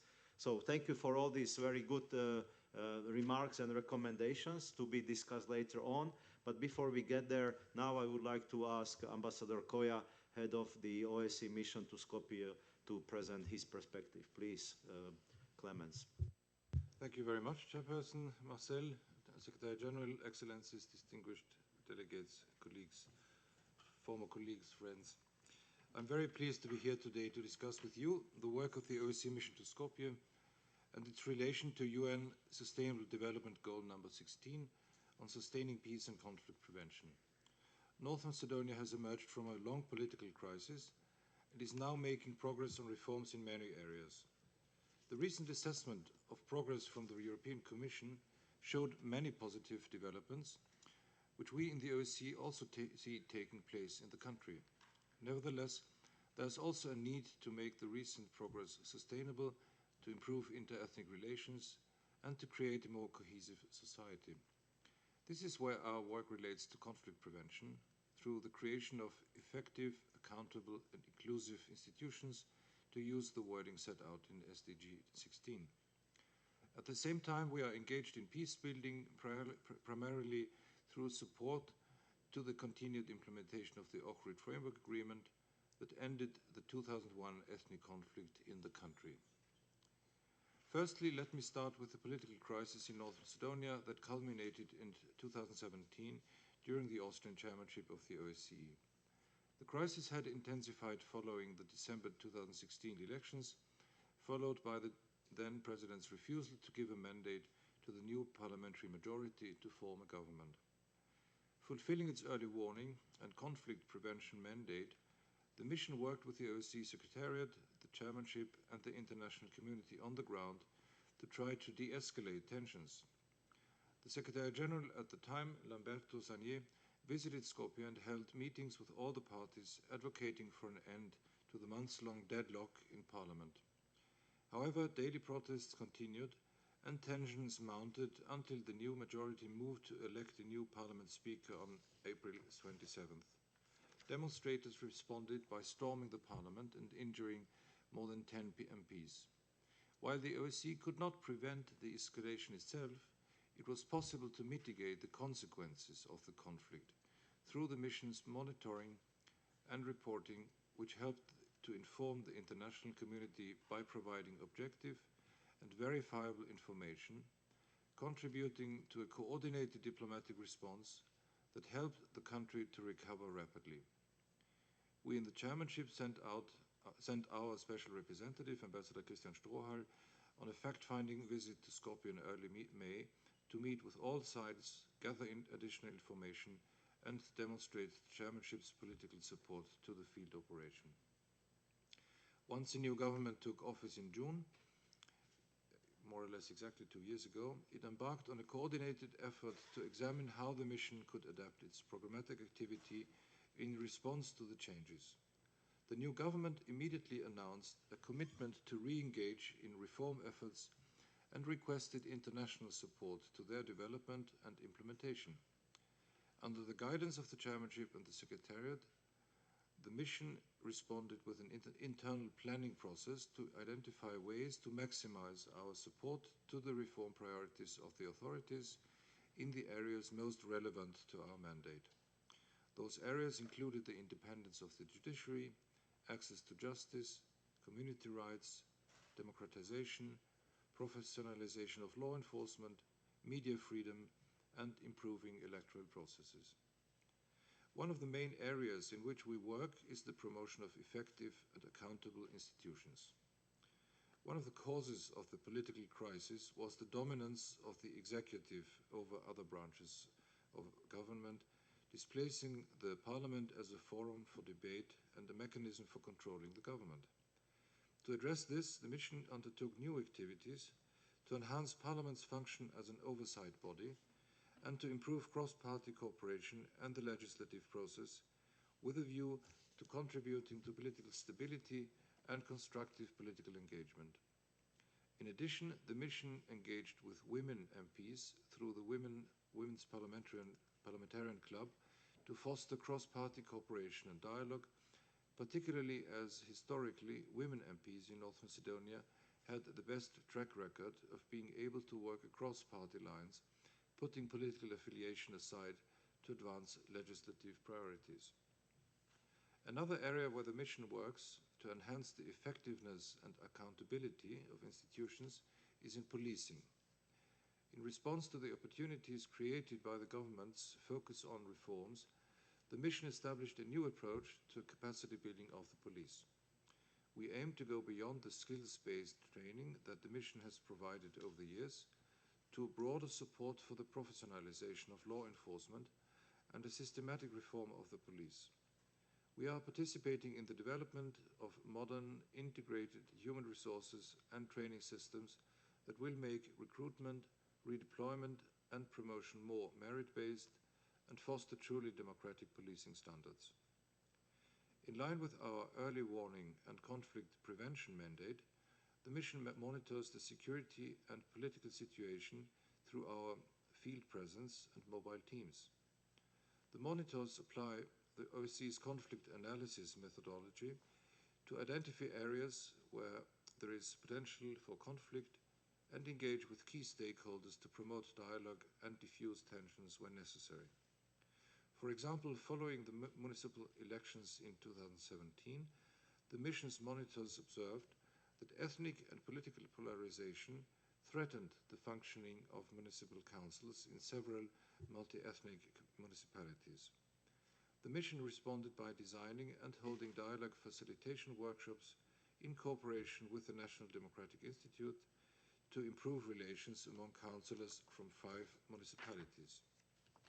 Earlier this year, the mission's monitors observed a sharp increase in political tension in one municipality following the death of the mayor and the scheduling of early elections. Our flexibility to respond to unforeseen events allowed us to again engage in a dialogue facilitation exercise using the convening power of the OSCE to bring together the 2 mayoral candidates, local branch leaders of political parties, representatives of the parties' women's forums, the Municipal Election Commission, and the Chief of Police. The event led to public commitments by all parties to respect the electoral regulations and code of conduct, to resolve political differences during the campaign in a peaceful manner, and to call on their supporters not to react to perceived provocations. In the meantime, the new mayor has been elected and is accepted. As part of our response to the focus of the new authorities on reforms, the mission re-engaged in media activities to address the safety of journalists, as well as promote media sustainability. We worked with journalist associations and organizations, the authorities, civil society and academia on media policy reforms with a focus on increasing the safety of journalists. Since 2001, the mission has had an important role in fostering improved inter-ethnic relations through a variety of activities at policy and grassroots levels. The new government's focus on reforms has created the opportunity to work on improving inter-ethnic relations. Our projects are designed to bridge divisive trends in society and foster social cohesion, paying special attention to promoting integrative policies, particularly in the area of education. The mission supported the conduct of a nationwide survey of nearly 8,000 students, teachers, parents, and school staff on citizens' perception of the degree of integration in education. The findings fed into policy discussions, ultimately leading to the development of the comprehensive education strategy for 2018 to 2025. The mission also supports inter-ethnic activities in schools through our Building Bridges project, implemented in cooperation with the Ministry of Education and Science. The Building Bridges Fund, an extra budgetary project that has been supported over time by a large number of participating states, creates opportunities for young people to connect with each other at a time when schools have become increasingly segregated. Strengthening the rule of law is a key priority for North Macedonia, and the mission is supporting the government to implement its national judicial reform strategy. We provide assistance in the drafting of reform legislation and will support the implementation of reform laws adopted over the last 2 years.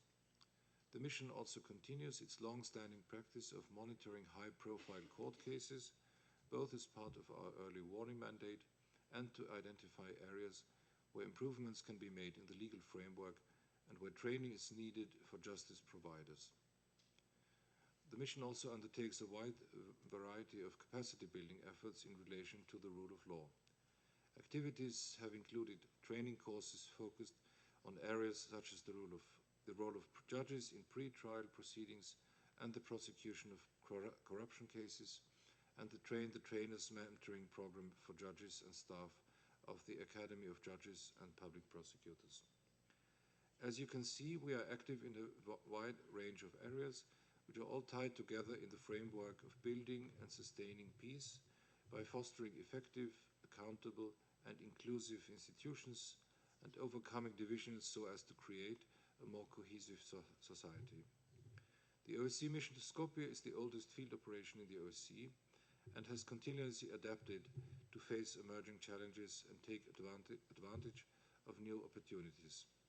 I'm proud to lead the latest phase of this process, and I believe that the mission will continue to play a valuable role in supporting the peaceful and sustainable development of North Macedonia in the years to come. Thank you very much.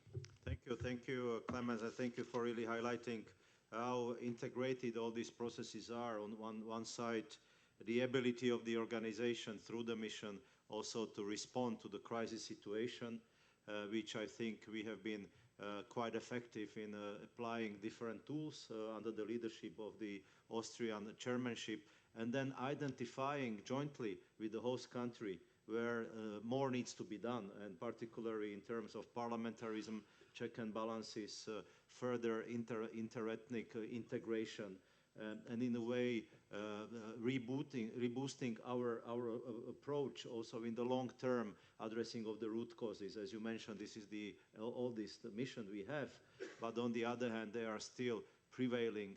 There are still some challenges in the society which remains to be addressed. So thank you for pointing to this, I would say, short-term conflict prevention or conflict response mandate, also at the same time looking at the long-term structural conflict prevention role of the organization, where I think OSCE really plays a crucial role, jointly with others, but also plays a crucial role.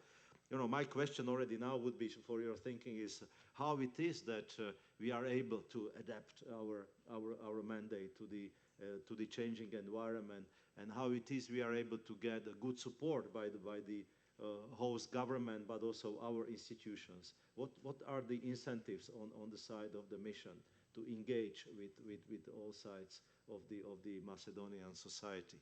Last but not least, on my list of keynote speaker, Madam Canisto, Chief for Policy Division at the UN Women, who I hope will bring the UN Women perspective to the implementation of the SDGs, notably SDG 5. But of course, you have full opportunity to present the comprehensive approach of your organization to these issues. Please, Madam Canisto. Thank you very much, and I would like to thank very much OSCE for the invitation. It's an honor to be here. I also wanted to congratulate those member states who were part of developing and adopting Sustainable Development Goals. And it was fascinating to hear from Ambassador Donoghue, and I think he and his Kenyan colleague, I don't know, deserve a medal or something, because Sustainable Development Goals are an amazing framework in this world. I actually never believed that it would be even possible to achieve those. And believe me, I'm every day linked to Security Council issues at the UN in New York. It's incomprehensible that Sustainable Development Goals were possible to achieve in 2015. It was quite a work. So I come from the United Nations, as you heard, and I'm proud to be working for an organization whose mandate is to maintain international peace and security. Mandate is also promoting and encouraging respect for human rights and fundamental freedoms without discrimination, including to sex. And that is, of course, very close to the work of UN Women there. I also come from Helsinki. I grew up being the main, in times and a country where main message of leaders was peace for their nation. And it was always closely linked to trade and economy, actually, in the times when I was growing up. OSCE is a big thing for a Finnish person. So 2016, you've heard a lot about Sustainable Development Goals. So 1 year after Sustainable Development Goals, United Nations adopted both at the Security Council and General Assembly resolutions on sustaining peace. And that sustaining is there with purpose. I mean, that links to peace and security to development. And you already heard how that was actually a very difficult negotiation issue in Sustainable Development Goals. But you can't mix Security Council and General Assembly. So they found a creative solution, adopting resolutions in both of them. And this is now linking peace and security to international human rights laws and standards. And it's people-centered and human rights-centered, like I said. And they also acknowledge a crucial role for women in sustaining peace. And that is natural that sustaining peace resolutions give such a prominent role also to women, because 1325 resolution of the Security Council from the year 2000, it's actually a resolution about prevention of conflict. It's called Women, Peace and Security Resolution, but its main purpose is prevention of conflict. So that's where sustaining peace resolutions give them more mandate and prominence to work of women. And I was very happy to hear here about all the work that is being done to women, peace and security, and also to promoting Goal 5, gender equality in OSCE, and especially ODI here, and what Ingeborg was explaining about how it's built in there, but also all the other areas. Very great to hear that it's there. So you know that for United Nations, prevention is the #1 priority for the UN Secretary General. And here it's inspiring to be listening here in an OSCE with all of you member states, when you have also decades of focus on peace and security, on prevention, effective mediation, and resolution of local level and frozen conflicts, and overall sustaining peace.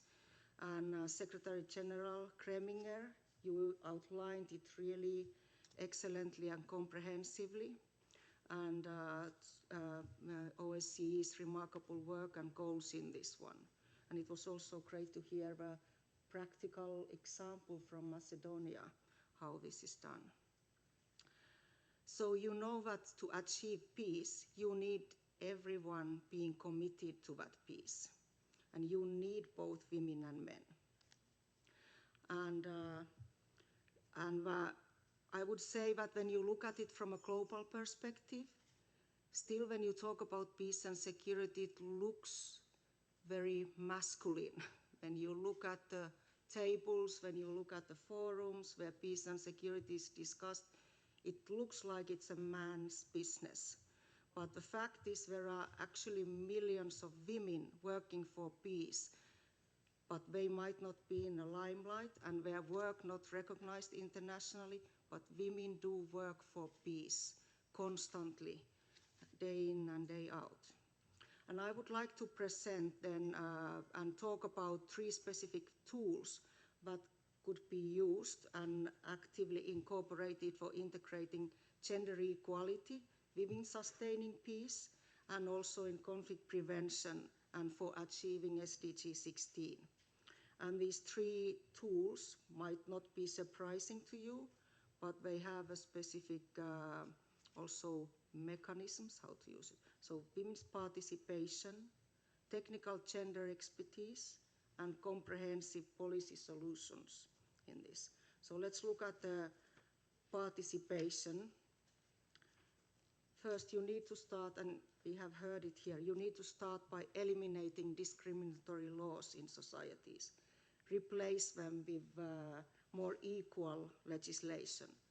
That's not enough. As we have heard, you need effective rule of law. You need these to be implemented before they mean anything to people.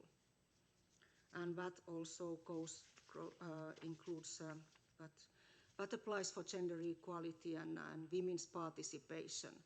If these systems are not there, you can't do very much. Then women need to be represented and meaningfully participate at peace tables, and processes need to be inclusive. So women need to be there at the table as well as men. It's meant for both the decision making. Then we know that OSCE region has many strong women that have participated in peace processes. I don't know if I dare to say at the moment. Actually, when you look at global statistics, OSCE region looks low compared to many other regions and participation of women in track 1 processes. And there are very many great examples from track 2 and track 3 processes, also in OSCE region, where women have really made a difference. Some of the UN's best conflict prevention examples come from OSCE region, and that difference was made by women. So a little hint that you can maybe consider how women can be more included in track 1 processes also. And as we have heard so many times, inclusivity is a key building block of sustaining peace and also sustainable development goals. So I was wondering, in many regional organizations have worked on developing national action plans also on women, peace and security. I don't know if that is something to consider for OSCE, Regional Action Plan on Women, Peace and Security.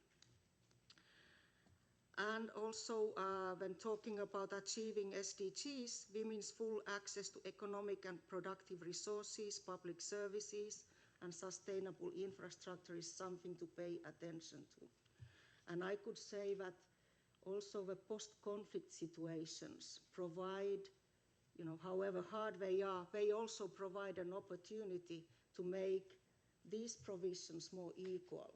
You don't want to start the society after a conflict as unequal as it was before the conflict. You want to rectify the issues that were wrong in that society that led to the conflict. So then going to technical gender expertise. And you also talked about gender on conflict analysis here. We are saying that conflict analysis needs to include understanding gender analysis. What are the roles of women and men? And both represent gender. Gender is not just about women, it's also about men. What are roles of women and men? What are goals of women and men? And sometimes we say in peace processes that when you often looked at, God, I've forgotten the word now, but when you look at the actors for conflict, who are the ones behind the conflict, maybe you should look at those who are actors for peace, who are there actively promoting for peace. But we are often looking for spoilers of peace instead of looking the promoters of peace in societies. And in this process of gender expertise, I want to stress, maybe it's self-evident here, but gender expertise, it's a specific area of expertise that requires tools and skills and thorough understanding. And it's not that you can put someone, a woman, to do, hey, you take care of gender issues. It doesn't happen that way. It needs to be somebody, a man or a woman, who is skilled in gender issues to do that work. So pay attention to expertise. And then for a suggestion for, when you look at the modalities of HLPF, I'm hoping that OSCE will strengthen accountability at the highest political level so that you can build you can build again the open, inclusive, and gender-responsive monitoring processes. Sorry. And then the third area, comprehensive policy solutions. And we heard about what inequality and pervasive discrimination, but how rampant they are. And unfortunately, there are some moments when I think it's actually increasing in this world currently and not decreasing. And I was very, it was very great to hear from Mr. Sanier, for example, how much work OSCE is doing and strongly promoting attention to discrimination and eliminating it from systems. But yeah, and that gives exactly an example what you need to do. You need to address that discrimination. So institution, laws, policies, and practices do make a difference. And this is also stressing what was mentioned at the beginning, that Sustainable Development Goals have a basis for leave no one behind. So you need, that's for promoting that one. So then we know that we actually know from a research, we did a study on 15 years of women, peace and security resolution implementation. But societies that are more gender equal are more resilient to conflict. They have less risk of ending up into conflict. So this is, to me, a clear indication that you need to monitor gender equalities and gender inequalities in the societies, actually to actively also monitor what's your risk of ending up into violent conflict. And some of the mechanisms how you can look at these gender-responsive budgeting practices in countries, work with the private sector to make their policies more gender equal, support to women's civil society. They do amazing work for peace and security, and so allow them to do their work. And maybe here I can say that funding for women's civil society is a huge problem everywhere around the world, and maybe that can be looked at in OSCE region specifically. And when talking about funding, resources available is an indication what is important and what is not important in the society. Money matters and resources matter. For example, UN Peacebuilding Fund has made initially a 15% minimum target spent on gender equality purposes. They actually achieved 40% last year. And sometimes people say it's impossible to do this and to track, but it's not.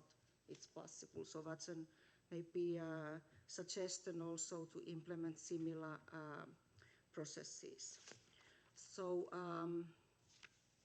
here, I think here I could end here and saying that OSCE, I'm hoping that we can work with you and making sure that gender equality is part of all SDG implementation you have in the region. And as you know, on SDG 16 specifically, I wanted to say that societies are accountable and inclusive if they are accountable and inclusive to women and men, both. And currency is the trust of peace and security that applies for women as well as men. Thank you very much. Thank you. Thank you very much for raising many important issues from the perspective of how to continue working in strengthening the gender balance and gender perspective in our work, be it in the conflict prevention work, conflict resolution, the mediation, but also addressing the root causes.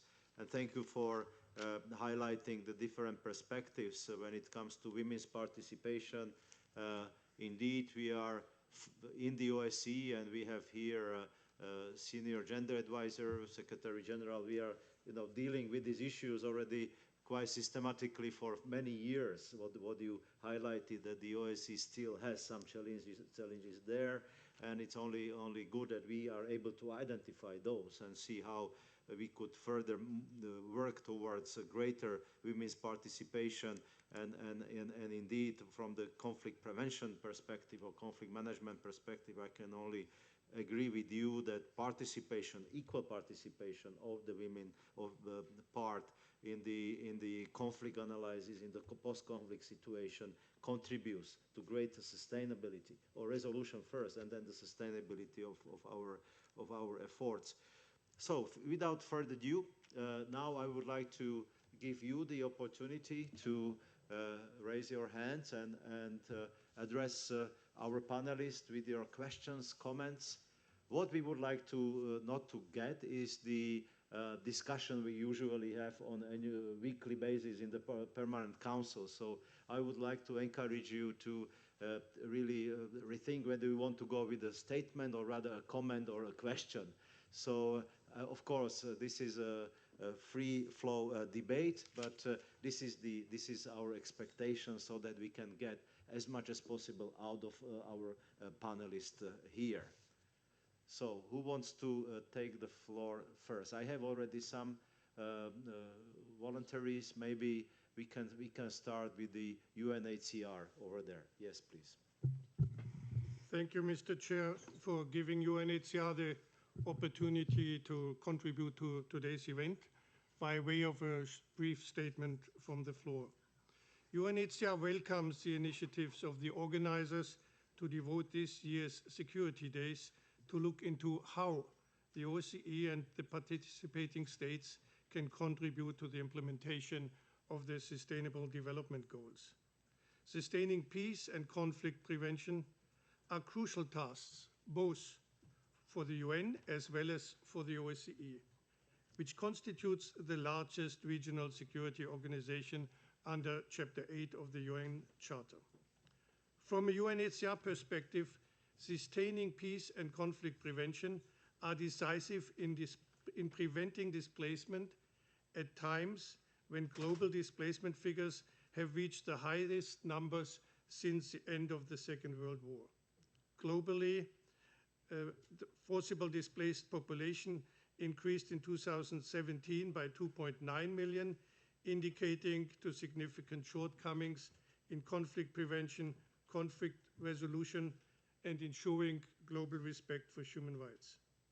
By the end of 2017, 68.5 million individuals were forcibly displaced worldwide as a result of persecution, conflict, or generalized violence.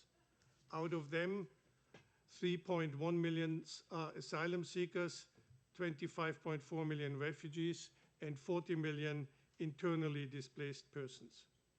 Similarly, where conflict prevention has failed, OSCE's role remains crucial in working towards mitigating of the conflict on civilians and towards conflict resolution, thereby, in longer perspective, opening prospects for the most desirable among the durable solutions for refugees and other displaced persons, namely the voluntary return in safety and dignity.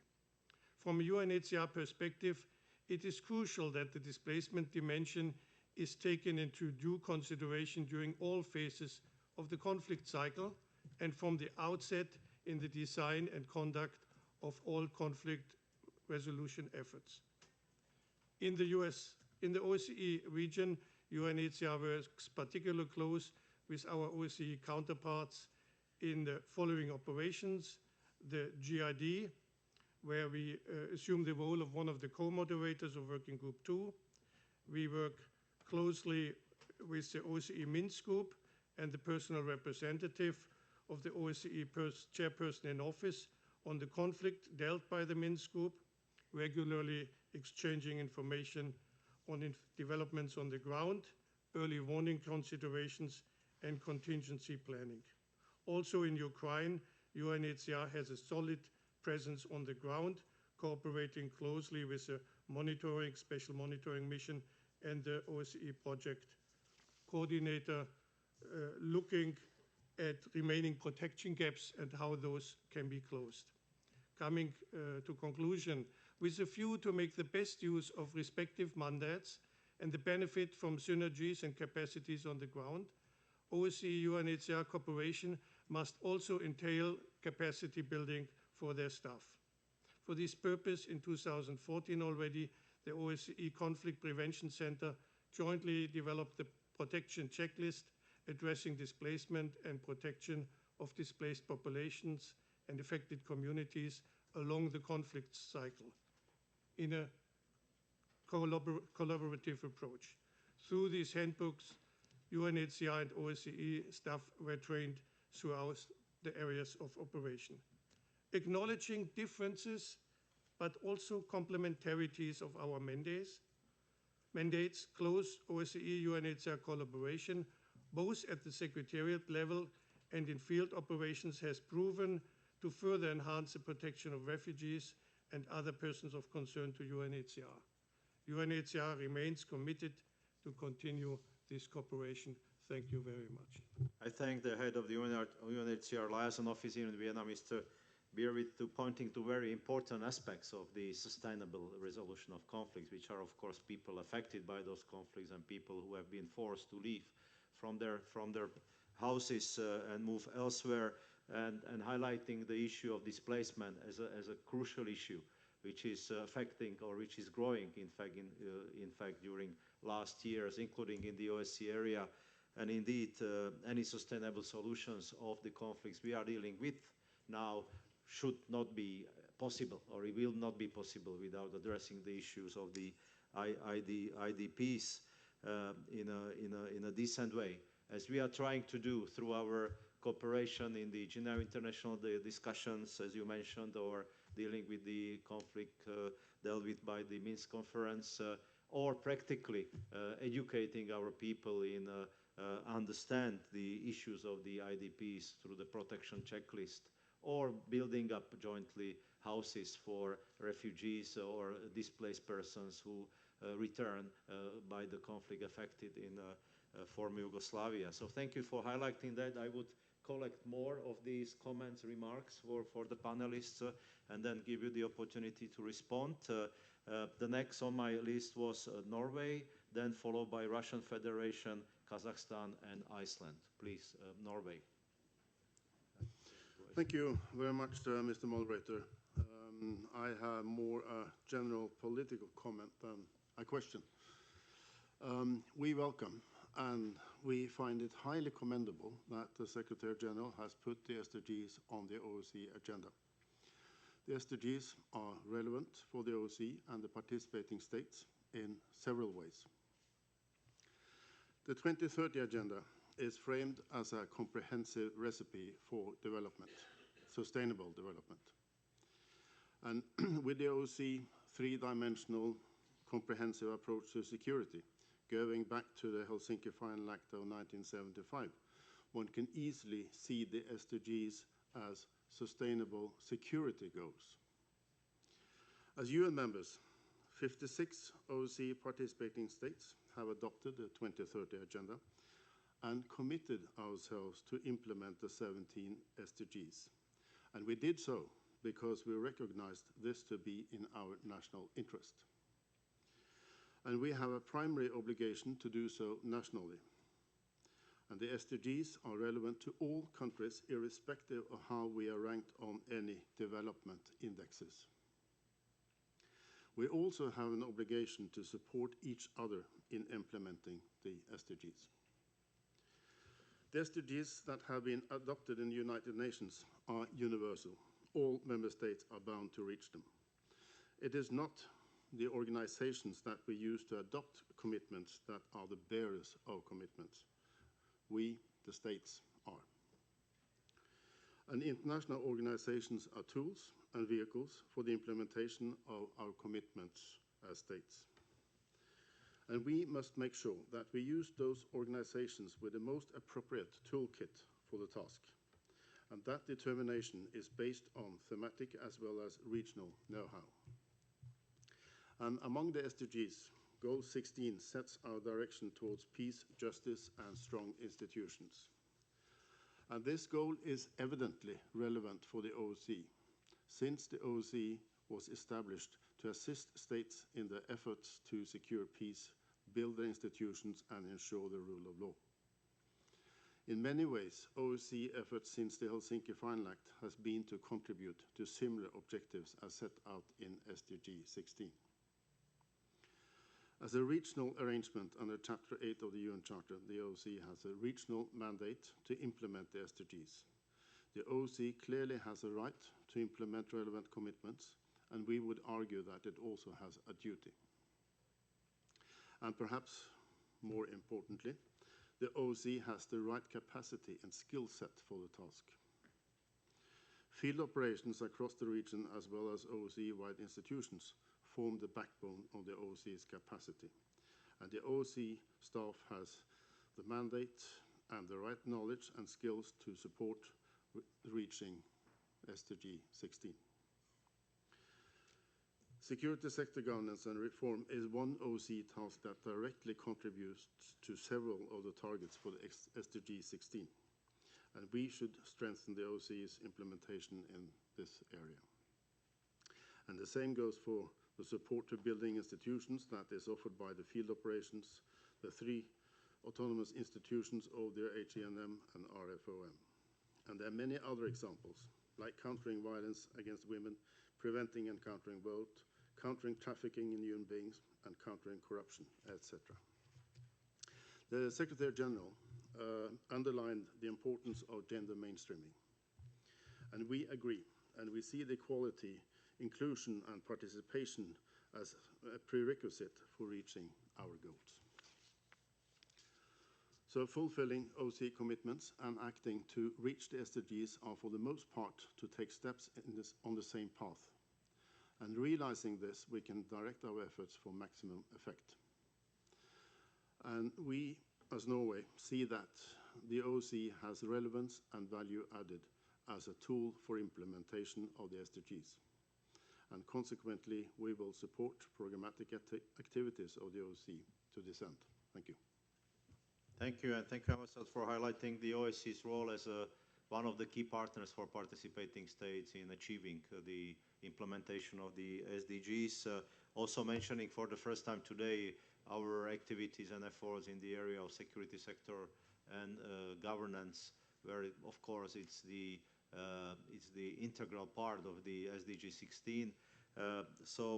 Thank you for that. Again, I would leave it to panelists to comment on that, to what extent they feel we get the support by participating states and in a way recognition of this, as you said, OSCE's rights and duty to play a role in this area. Next on my list is the Russian Federation. Please. So the Russian Federation over there. Thank you, Mr. Moderator.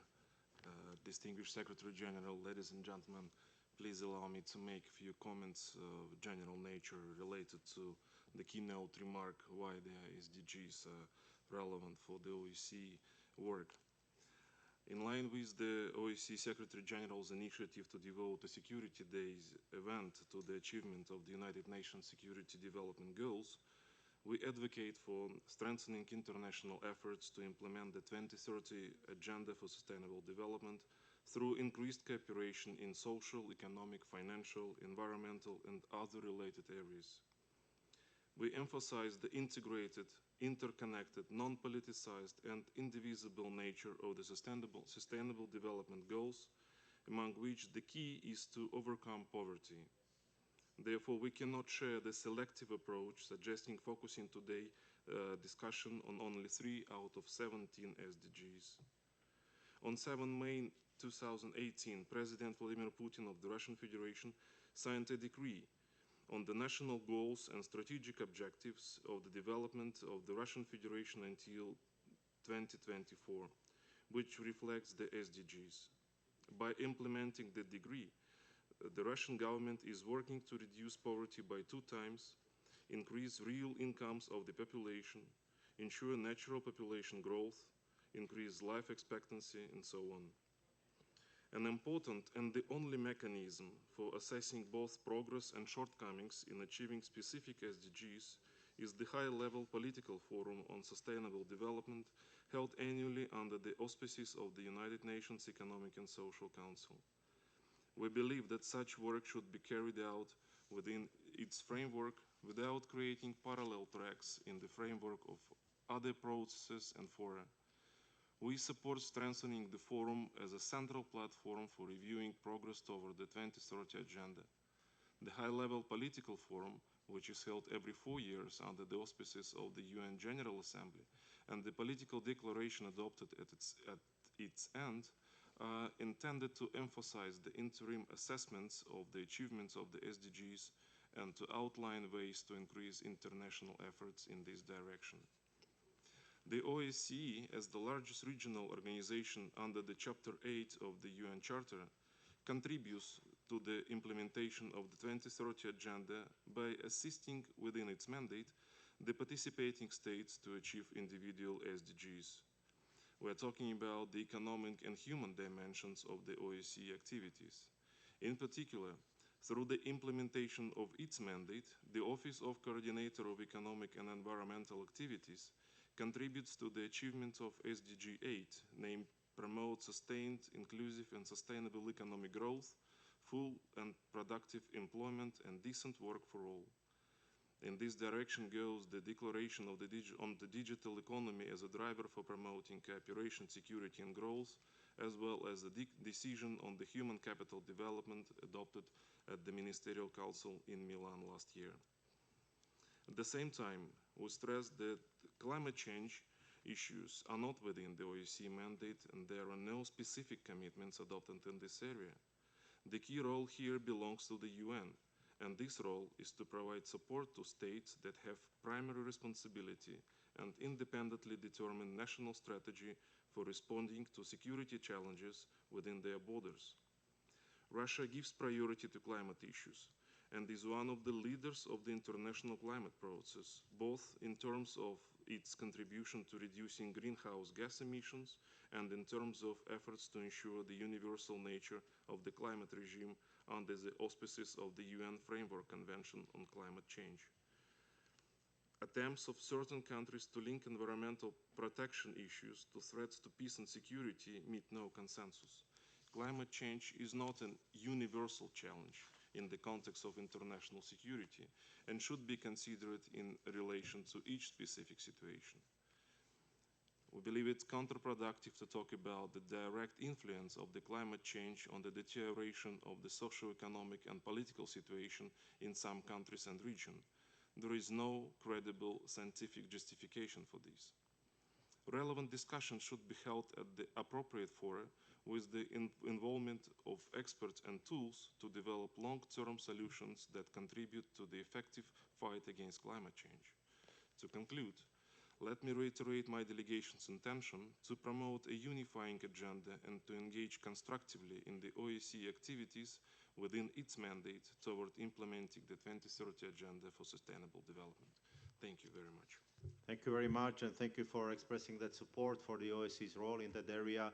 I would encourage also the speakers to also pose questions or remarks to which then the panelists can respond. The next on my list is Kazakhstan, followed by Iceland, and the colleague from the Secretariat, the TNT. Please, Kazakhstan. Do I see? Thank you, Mr. Chair. Yeah. On behalf of the government of the Republic of Kazakhstan, we would like to express our sincere appreciation to distinguished speakers for the insightful presentation. We would like to share our goals on implementation of SDG, and this year we mark the 27th anniversary of the Republic of Kazakhstan's membership to the United Nations. Over this period, our country has shown its full commitment to the purposes and objectives of the UN Charter and the principles of international law. Today, bearing in mind that the primary responsibility of the national governments for the implementation of the 2030 Agenda and SDGs rests with national governments, my country is one of the most active supporters of SDGs, both at national and regional levels. Most of the SDGs are consistent with the national strategic programs and documents. In 2018 Steering Council under the government of the Republic of Kazakhstan, headed by the first Deputy Prime Minister, has been established as a national mechanisms for coordination and implementation of the SDGs in the country. Our country will present its first voluntary national review on progress of achieving SDGs at the high-level political forum in New York in July this year. Kazakhstan, as upper middle income country, is well placed to share its lessons and best practices in SDGs implementation, particularly in the areas of poverty eradication, social protection, disaster risk reduction, and sustainable economic development. We can use different platforms to promote regional and international dialogue on SDGs. There are Astana International Financial Center, International Center for Green Technologies, and Investment Project Astana Economic Forum. UNDP supported Regional Hub of Civil Service, Regional Center for Disaster Risk Reduction, to name a few. Kazakhstan is determined to continue contributing to sustainable development. Among recent activities to promote exchange of views between politicians, investors, economists, and world-renowned scientists on the global challenges. We hosted the 12th Astana Economic Forum, the largest annual business event in Eurasia, which took place in Nur-Sultan on 16 and 17 May this year. A special session on SDGs was held, which allowed to take a stock on our common needs and to identify ways to go forward. A number of important agreements were signed on the sidelines of the forum, including 43 investment contracts totaling $8.7 billion, as well as a memorandum of understanding between the Eurasian Economic Commission and the United Nations Economic and Social Commission for Asia and the Pacific. As for 16 SDG goals, we have a modernization of the public administration system is carried out in the framework of the Nation Plan, 100 concrete steps to implement the 5 institutional reforms. In order to ensure the rule of law and justice, the judicial system has been modernized. The Kazakhstan model of social harmony and national unity is recognized as one of the most successful in the world. The advantages of Kazakhstan's ethnopolitics are mechanisms for the realization of civil equality regardless of ethnic and religious affiliation, strengthening Kazakhstan's identity and unity based on the principle of citizenship, creating conditions and support for the development of the language, traditions, and culture of ethnic groups. I thank you. Thank you very much. Thank you for providing the Kazakhstan's national perspective on the SDGs. Thank you for that. Next one is the representative of Iceland. Ask for the floor.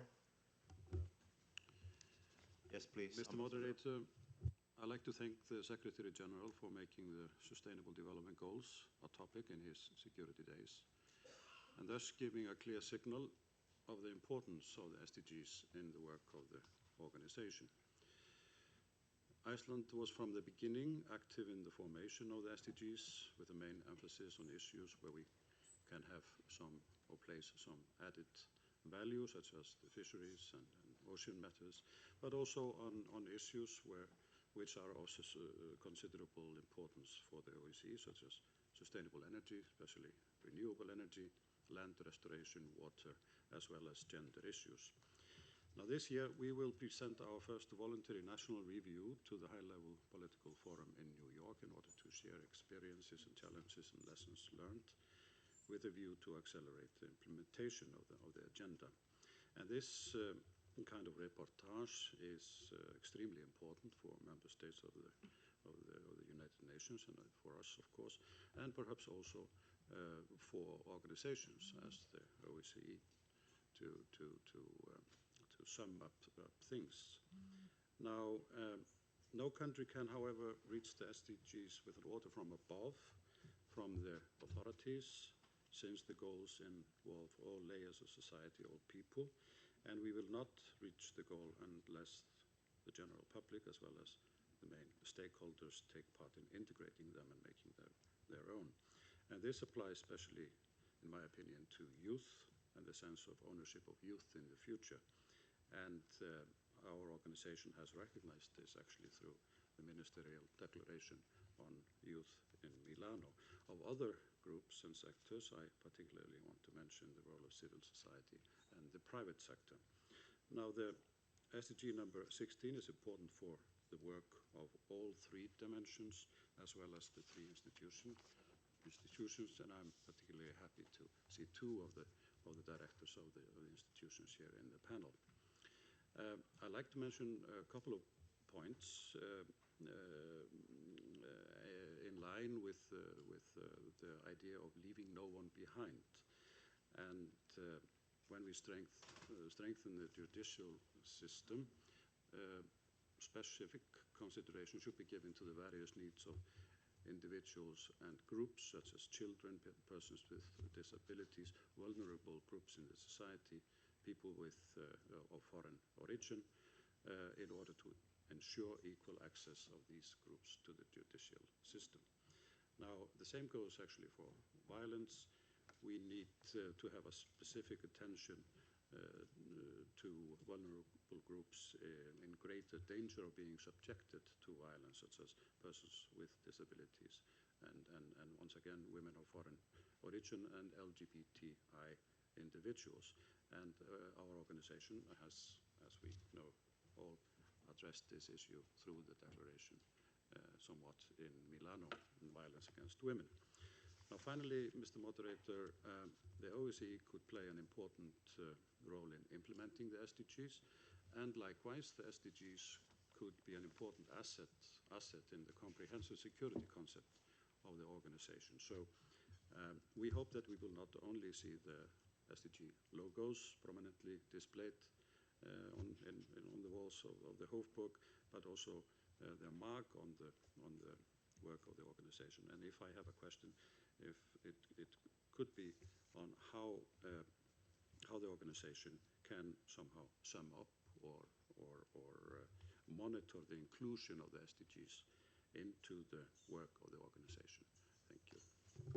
Thank you very much, and thank you for the question. Indeed, this is one of the objectives of today's meeting, to get better understanding how we could integrate the SDGs in our day-to-day work, but also long-term perspectives and through the field operation institutions, but also in the political debates, and how the organization as a regional organization could be really helpful to also present the results of our work and mobilize for further implementation. So I think I leave it now for the colleagues, and I would also highlight one other aspect which you mentioned, which is the role of youth in ensuring or creating ownership of the society towards these goals. And indeed, we would like to hear also from our panelists is how they see the role of a civil society, youth, and women in building up sustaining peace, as they are, not only governments, of course, who are in charge of that, but it should be a common endeavor of the whole societies. So thank you for that. Last on my list, and then I would like to move to turn to you, dear panelists, but not least, of course, our colleague from the transnational thread, please. Good morning, everyone. Just comments or a remark about the contribution of, let's say, of the Transnational Threat Department to the SDG 16, in particular, the first dimension. And from a programmatic point of view, I think it's really also relevant to underline that I think that through all our initiative and long-term initiative, capacity building initiative across the OSCE region, we really contribute in particular to build effective, accountable, and inclusive institutions at all levels. And how? Thinking about our work with law enforcement agency and prosecutor office to address particular and serious threats like terrorism, corruption, organized crime, it's not only that by working with them and enhancing the capacity of law enforcement or prosecutors to address these crimes, that we make sure that they adhere to procedures that are really upholding human rights and the rule of law. But it's also making sure that the level of professionalism increases.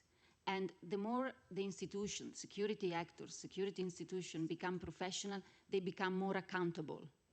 So I think that, and to provide few concrete examples, I want to mention the work with ODIHR in countering violent extremism in the framework of the community policing work, but also the plan to work with the High Commissioner and national minorities with, to train law enforcement to better serve community with the national minorities. And last but not least, the point on gender, because it's not only the work that TNTD does with, let's say, women as victims or offenders in the criminal justice system, is also the work that we are trying to do to enhance women as professionals in criminal justice sector. So to have their contribution and to make sure that they also, you know, we increase the number, but also the level of participation. So just the comment. Thank you so much. Thank you, Denise, and thank you for highlighting how we are really trying to address the root causes through very concrete work with the host authorities, including in the area of the first dimension or political-military aspects. And indeed, this is a long-term investment in building up these institutions according to the best practices of professionalism, accountability, and transparency, and so forth. And thank you very much also for highlighting the role of the women, not only as a receivers, but also, of course, as a contributors and active actors in addressing these issues. So, dear panelists, do I see one more hand before I can turn here to, yes, over there, but then we will have to break and give some space also for our panelists, please. Thank you so much. Basically, as a follow-up to your latest comments, I'm Anna-Katharina Deininger. I'm the focal point on youth and security in the Office of the OSCE Secretary General. And, well, it was very good to hear that this topic of engaging young people, creating youth ownership was mentioned throughout by all panelists and by the audience. And I would like to underline that every SDG is a youth SDG, but in particular SDG number 16 is crucial, because for young women and men to shape their futures, but also to shape our present, they need peace, justice, and inclusion. And as the Secretary General has outlined in his opening briefly the Perspectives 2030 initiative, I'd like to give you a little bit of more information on this before coming towards a concrete question to one of the panelists. So with the Perspectives 2030 initiative, we brought together a group of 20 young people between the ages of 20 to 30, which should jointly work on their vision on a fresh view of how security cooperation should look like towards the year 2030 and beyond. And this will then inspire an OSCE-wide youth forum in Bratislava and should also serve as food for thought for participating states. The rationale behind this initiative is actually that we looked at the manifold successful stories and approaches, how the OSCE, how the UN and others are engaging with and for young people. And all the panelists so far have referred to some of the key components of this effort, which we combined in a framework for strengthening OSCE efforts on youth and security. For instance, ODIHR has an extremely good track record on promoting youth political participation. HCNM works a lot on education and building trust and confidence among young people. And the field operations do an incredible work in this field. In particular, the mission to Skopje has assisted, for example, the host country in drafting the recent law on youth. And all of those represent important contributions also to the global youth peace and security agenda. And this brings me to my question to Ms. Canisto. And that is, how would you see that this agenda, this youth peace and security agenda, correlates and interrelates and works together with the youth peace and, with the women peace and security agenda? Thank you so much. Thank you, Anna-Katharina. Thank you for highlighting these important activities you are also personally promoting in the OSCE context. Indeed, during the last several years, youth has been put much higher on the OSCE agenda, and we are trying to really work on this inclusive society also through the promoting the youth perspective and youth role in those, very active. But of course, the space is much bigger, and we need to do much more. Okay, so dear panelists, you have heard some remarks, some questions, some comments. Who would like to take up first the response opportunities? Please, Lamberto. Thank you, Marcel. I would start, if you don't mind, from a question you asked yourself during the presentations to Clemens, which is the mandates and how can we adjust the mandates to an ever-evolving situation on the ground. And to me, the answer is that the mandates cannot really be adjusted. The mandates can be adjusted by the participating states. So we need to stick to the mandates. But the way we interpret them and the way we implement them, that is an area where I think there is, let's call it room for maneuver. Already the very first High Commissioner, Max van der Stoel, referring to the definition of minorities, which he found himself as a bit of a straitjacket. He argued at some point, as he was pressed on this point, he argued that he knows a minority when he sees it. So on the one hand, there is the self-identification of minorities as such, so you also have to have a sense of how people see themselves in the society. And on the other, if you go through an exercise of strict definition of what should or should not be covered by a mandate based on perceptions of different actors, you may not go very far. So I think it is good that also there is a responsibility taken by the heads of the institutions in with full transparency and accountability to participating states in implementing the mandate in a way that, in fact, addresses the issues that the mandates were set up to tackle. So I think that is an important consideration and the way of ensuring that you can always try to adjust your methodology, but with those two conditions, the transparency and the accountability, to address an ever-evolving situation on the ground.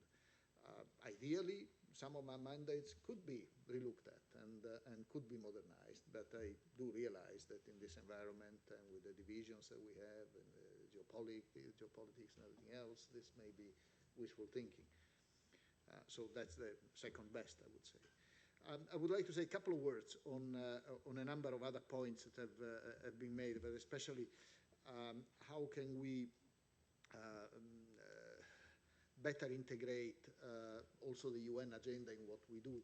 And I don't think we need to blow out of proportion this issue. As I try to explain in giving my presentation, we are really working on a number of issues that are part of this agenda. The important thing is, again, to explain it and also to, in a way, to take the lead in areas where we have a special expertise to show that we can contribute to furthering the implementation of these issues. So I think there is quite an active role that we can play. When it comes to monitoring that process, there I would be more cautious because we would need a decision, a mandate for us to monitor it. And I'm not sure whether the participating states of the OSCE would be ready to ask the Secretary General and the executive structures to report on this specific point. Civil society, youth and women, I think this is part of our DNA. This is how we work. As I visit countries, for me, meeting with civil society, meeting with women, visiting schools, universities with group of youth is part of the practice, of the working practice. That's what we do all the time. And I think we should continue that. We should do it better. In some cases, we can raise the profile of what we do. On youth, for instance, I mentioned earlier this event we are doing in New York in July. That will be on youth and conflict prevention. So it's really this angle of special angle of conflict prevention, but with very strong accent on the role of youth in that area. So we can also orient our activities to raise the profile of some of the how can I say, the policies that are mainstreamed across the organization. And so the same thing can be done on gender, of course. And in any case, even in the event of youth, we pay the strong attention to make sure that there is a strong gender balance and a strong representation of both genders in the presentation, so that this component is taken into account, factor into our work. Thank you. Thank you, Lamberto. Thank you very much. And thank you also for highlighting that, of course, in our work, the mandate is the one which provides the basis for our work. At the same time, of course, as there are developments on the ground, developments in the political environment, and the needs of the host country, of our participating states, it's only up to these institutions and field operations which are really out there to provide their ability to respond to the situation on the ground through adjusting their methodologies. And I think this is what we are all trying. And I would like here to highlight also what Denise said, that we are all praying the field operations and institutions, but we have these capacities also in the Secretariat, where we directly work with our participating states across the board in all corners of the OSCE. So it's important to recognize that, again, here the OSCE is not focused only on certain part of the OSCE region, but we very much engage, also working with all 57, which also responses to Ambassador Donohue's call for universal approach here. Here I would like Ingeborg, you ask for a floor, please. Well, yes, I asked for the floor when Saniha was speaking, because I think maybe I should reflect a little bit on some of the issues that he raised. And let me just start with the mandate. I think actually, especially when I look at ODIHR, that we have a very strong mandate. The mandate is not a straitjacket for ODIHR. We can do a lot within the mandate that we were giving in the beginning of the 90s. And that's an important thing. We were given our mandate in the beginning of the optimistic 90s. So that is, what is the base for everything we do. That was the time when we were more, in this phase of democratization. What we are faced with now is more a trend that is even autocratization in some countries of the world. I'm not specifically talking about this region, but this is a trend that we are seeing. So I am happy with the mandate as it is now, and it's not a straitjacket, and we can find a way to really, do a lot to support the participating states in their aim to strengthen their institutions and within the mandate that we have. And also in implementing the Sustainable Development Goals. And there I maybe come to this question, how can we monitor the inclusion of the SDGs in our work? What we could maybe start by doing is to, in our work, we could actually define what are the SDG goals that we think we are contributing to with the work that we are doing in the participating states. So if we include that in our definition of our work, in our programs, in our concept notes, that we say, what are the SDG goals that we are contributing to with our work, then they can also report on that, the participating states, because at the end of the day, it's about how can we support them, how can we assist them in living up to the commitments they have made. So they could probably also report on this as part of their implementation of the SDGs. So, but this is probably, we have to find the modality to do this, but I think it could be a kind of a start to include it at least in our documents, and because I think we are doing a lot in the implementation of the SDGs. There was a mentioning here of the role of youth, And I must say that's where I'm quite concerned, because what we are seeing in many countries is we are not seeing an increasing participation of young people, we are seeing a decrease. And when it comes, for example, to elections, in some countries it's extremely low. It's even down to one-digit figures when the percentage of young people participating in the elections. And that is extremely concerning. And I think what we have to do is to ensure that young people have a say in decision making. They are not just, something that are on a waiting list, that they should be, participating in decision making when they grow up and become older. They have to be included, so they feel an ownership in political decisions. And but another thing that is also I want to mention here, I didn't do it in my intervention in the beginning, and which is, I think, something that I find very concerning, and I think it's also kind of makes young people not maybe interested in participating in politics, is the toxic polarization that we see in politics in very many countries.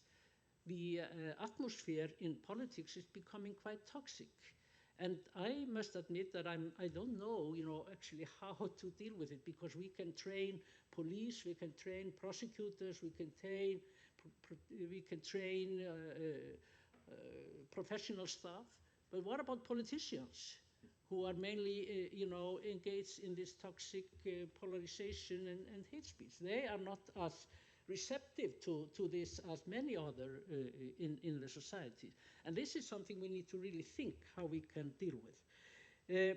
I also, there was a mentioning here of women as professionals in the judicial system, and I think it's really important. And I mentioned here in my intervention that we are trying in ODIHR to address the gender aspect of the judiciary.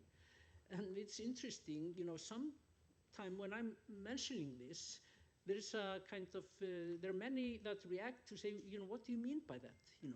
Why, gender aspect of the judiciary, why do you have to address that? But that is really important, because we have to ensure that both there are gender aspect or perspectives included in the judiciary, but also that women are have a say and are influential in the judiciary on equal terms with men. But so there, I think I'll stop there. I see that Marshall is getting a bit uneasy. I see the time is running. But I think youth and women, we cannot build a democratic society without the inclusion of young people and women in decision making. Let me stop there. Thank you, Ingeborg. Of course, I'm not nervous, only that I don't want to stand between the lunch and the discussion. So, but here I would like to thank you for stressing that pointing to the fact that the OSCE institutions have a strong mandate. So it's not about how we should adapt ourselves to be able to implement the SDGs. In fact, when you read our mandates, our institutions' mandate, it's much even stronger than the respective SDGs.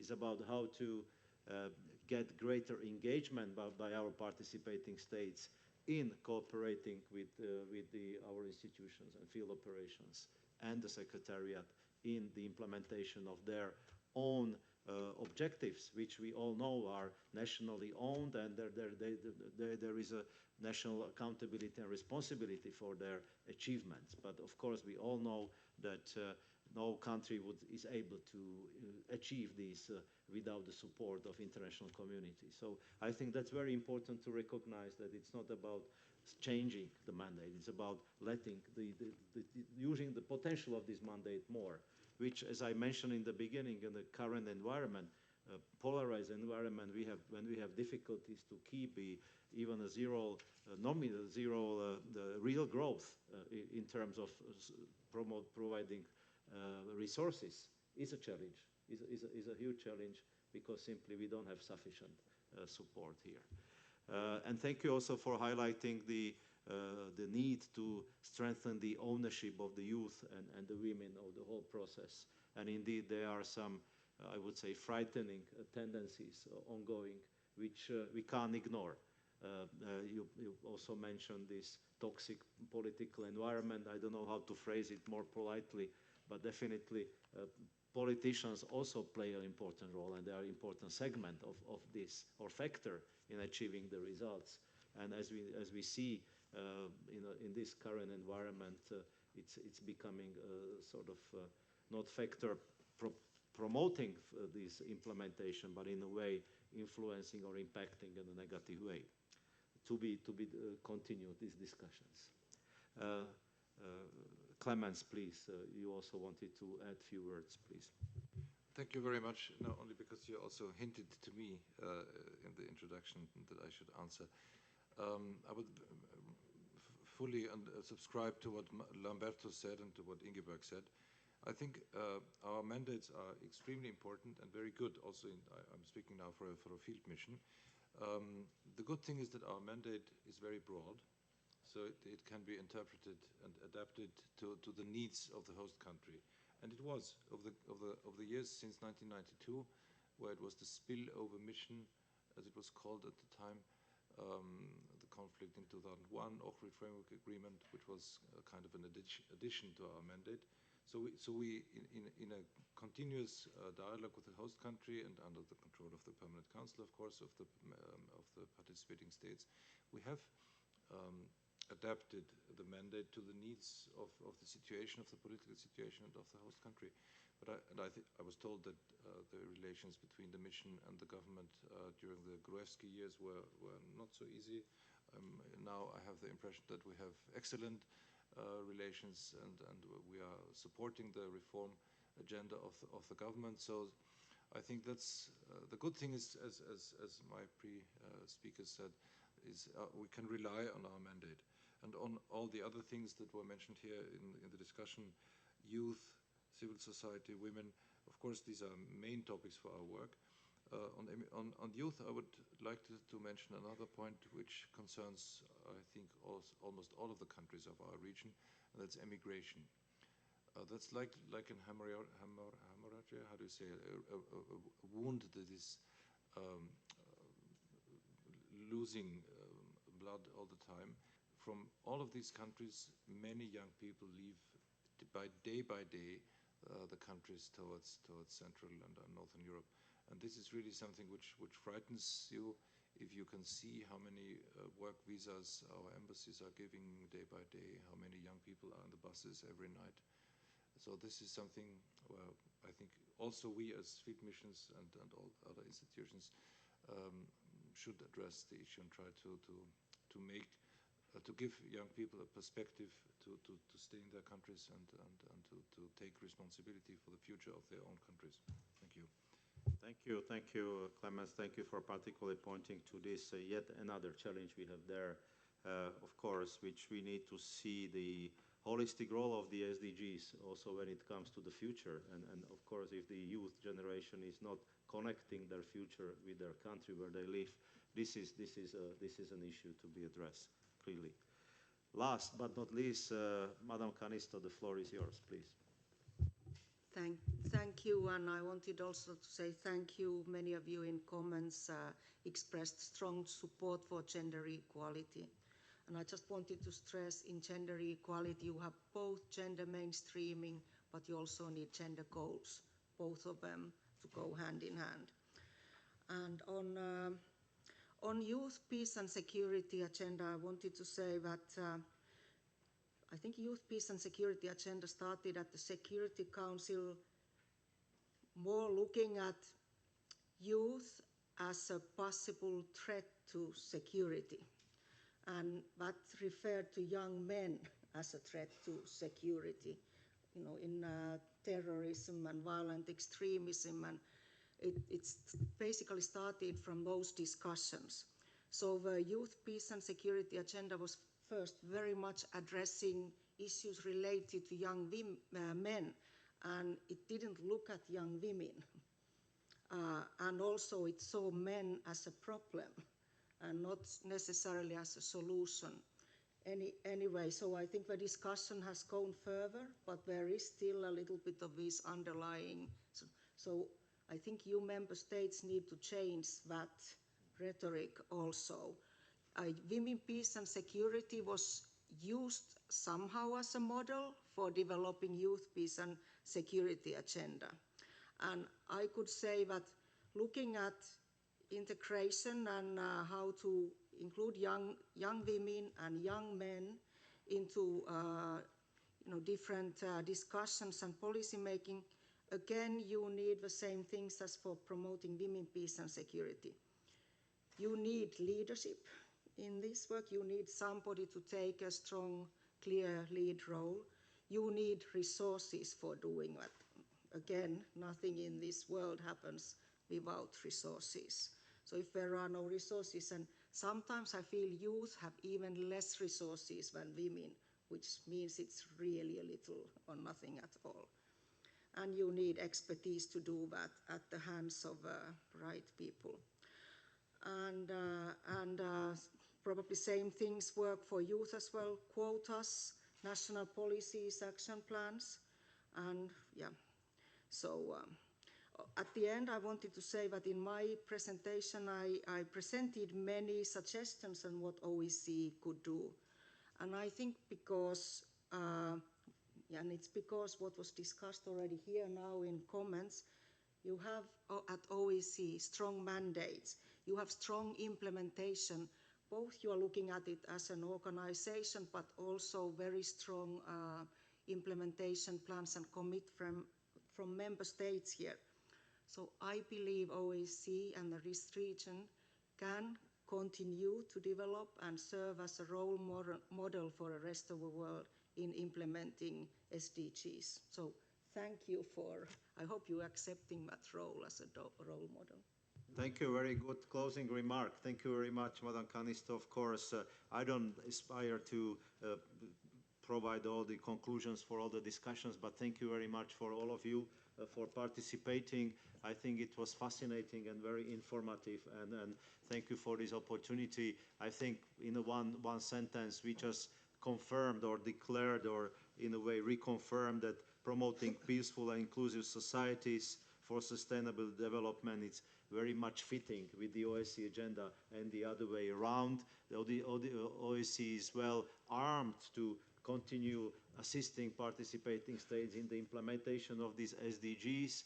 We need to do more in presenting what we are doing also in the UN context, and really we need to do more in creating the connections and better understanding, and not forgetting, of course, about those who are our future, the youth, and of course including the gender aspect in all our work. So I wouldn't go more deeper into that. The Secretary General will provide concluding remarks in the end, in the afternoon.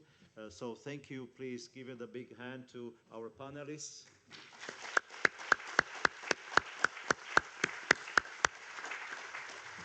And now we will break for a short break with the lunch, and we'll resume at 1:30 in this room. Thank you very much.